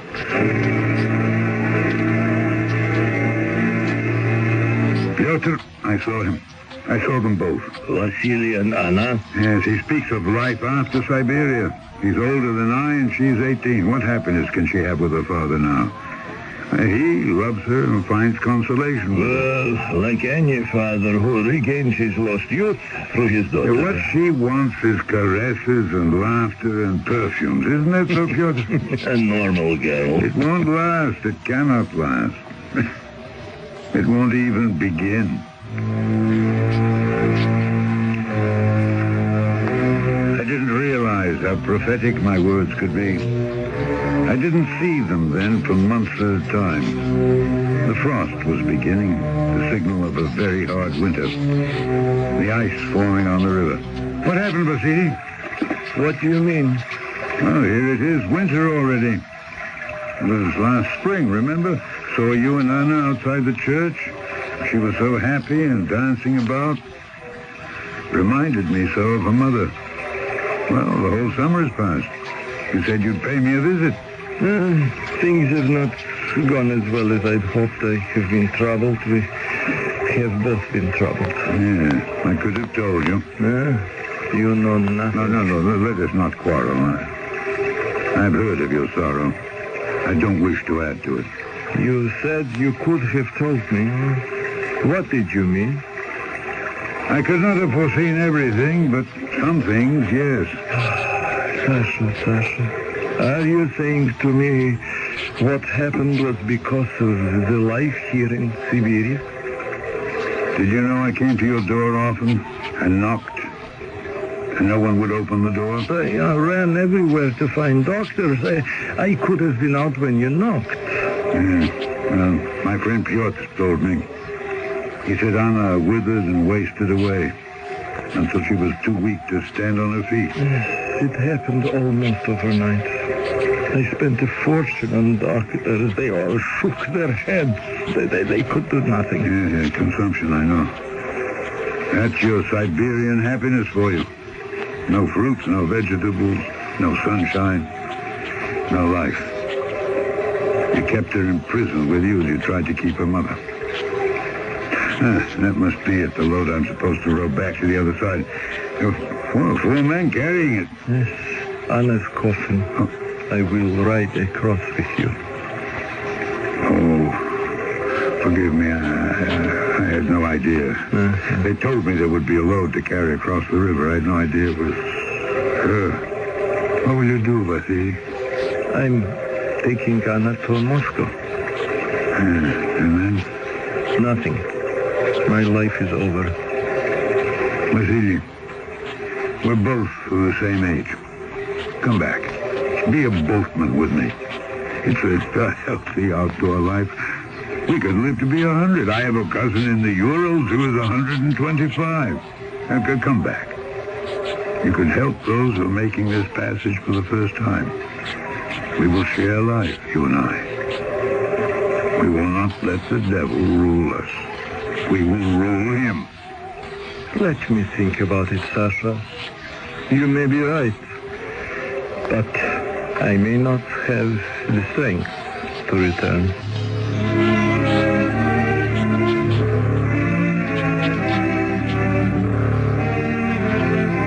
I never saw Vasily Sergeyevich again. Did he do away with himself from grief? Did he run away? Why did he not return here? Some men are difficult to understand.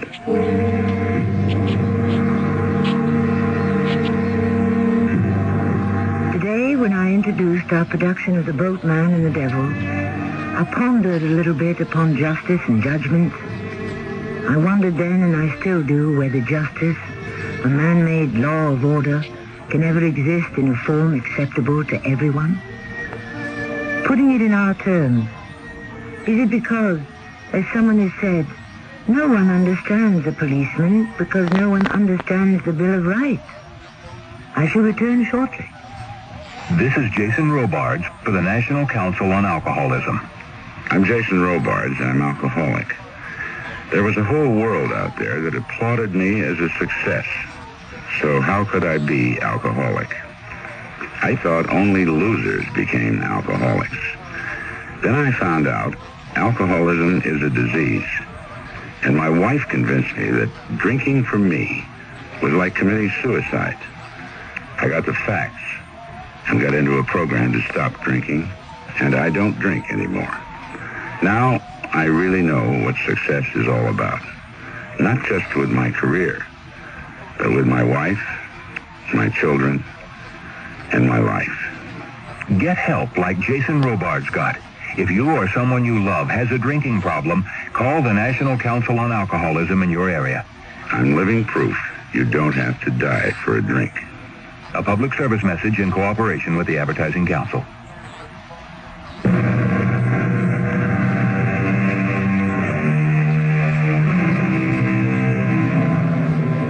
A postscript about the boatman, whom I'm sure many have already likened to Charon, the ferryman of the dead, guiding their bodies across the river Styx.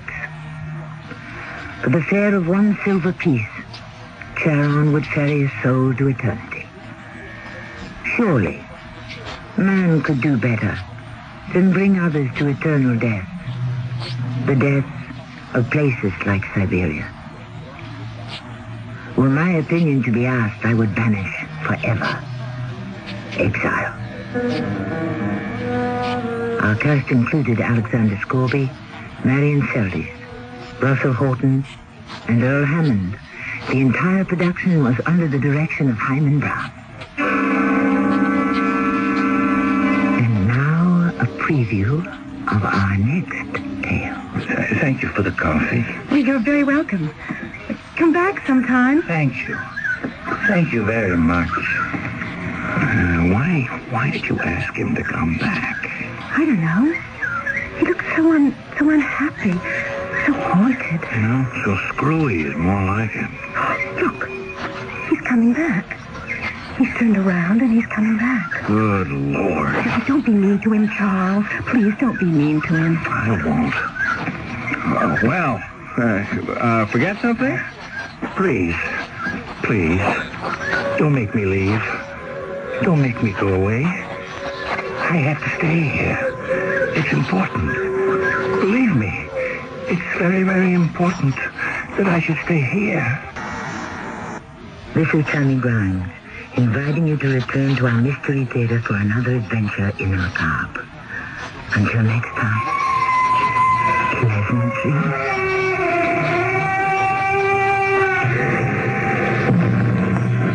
This is Nat Wright.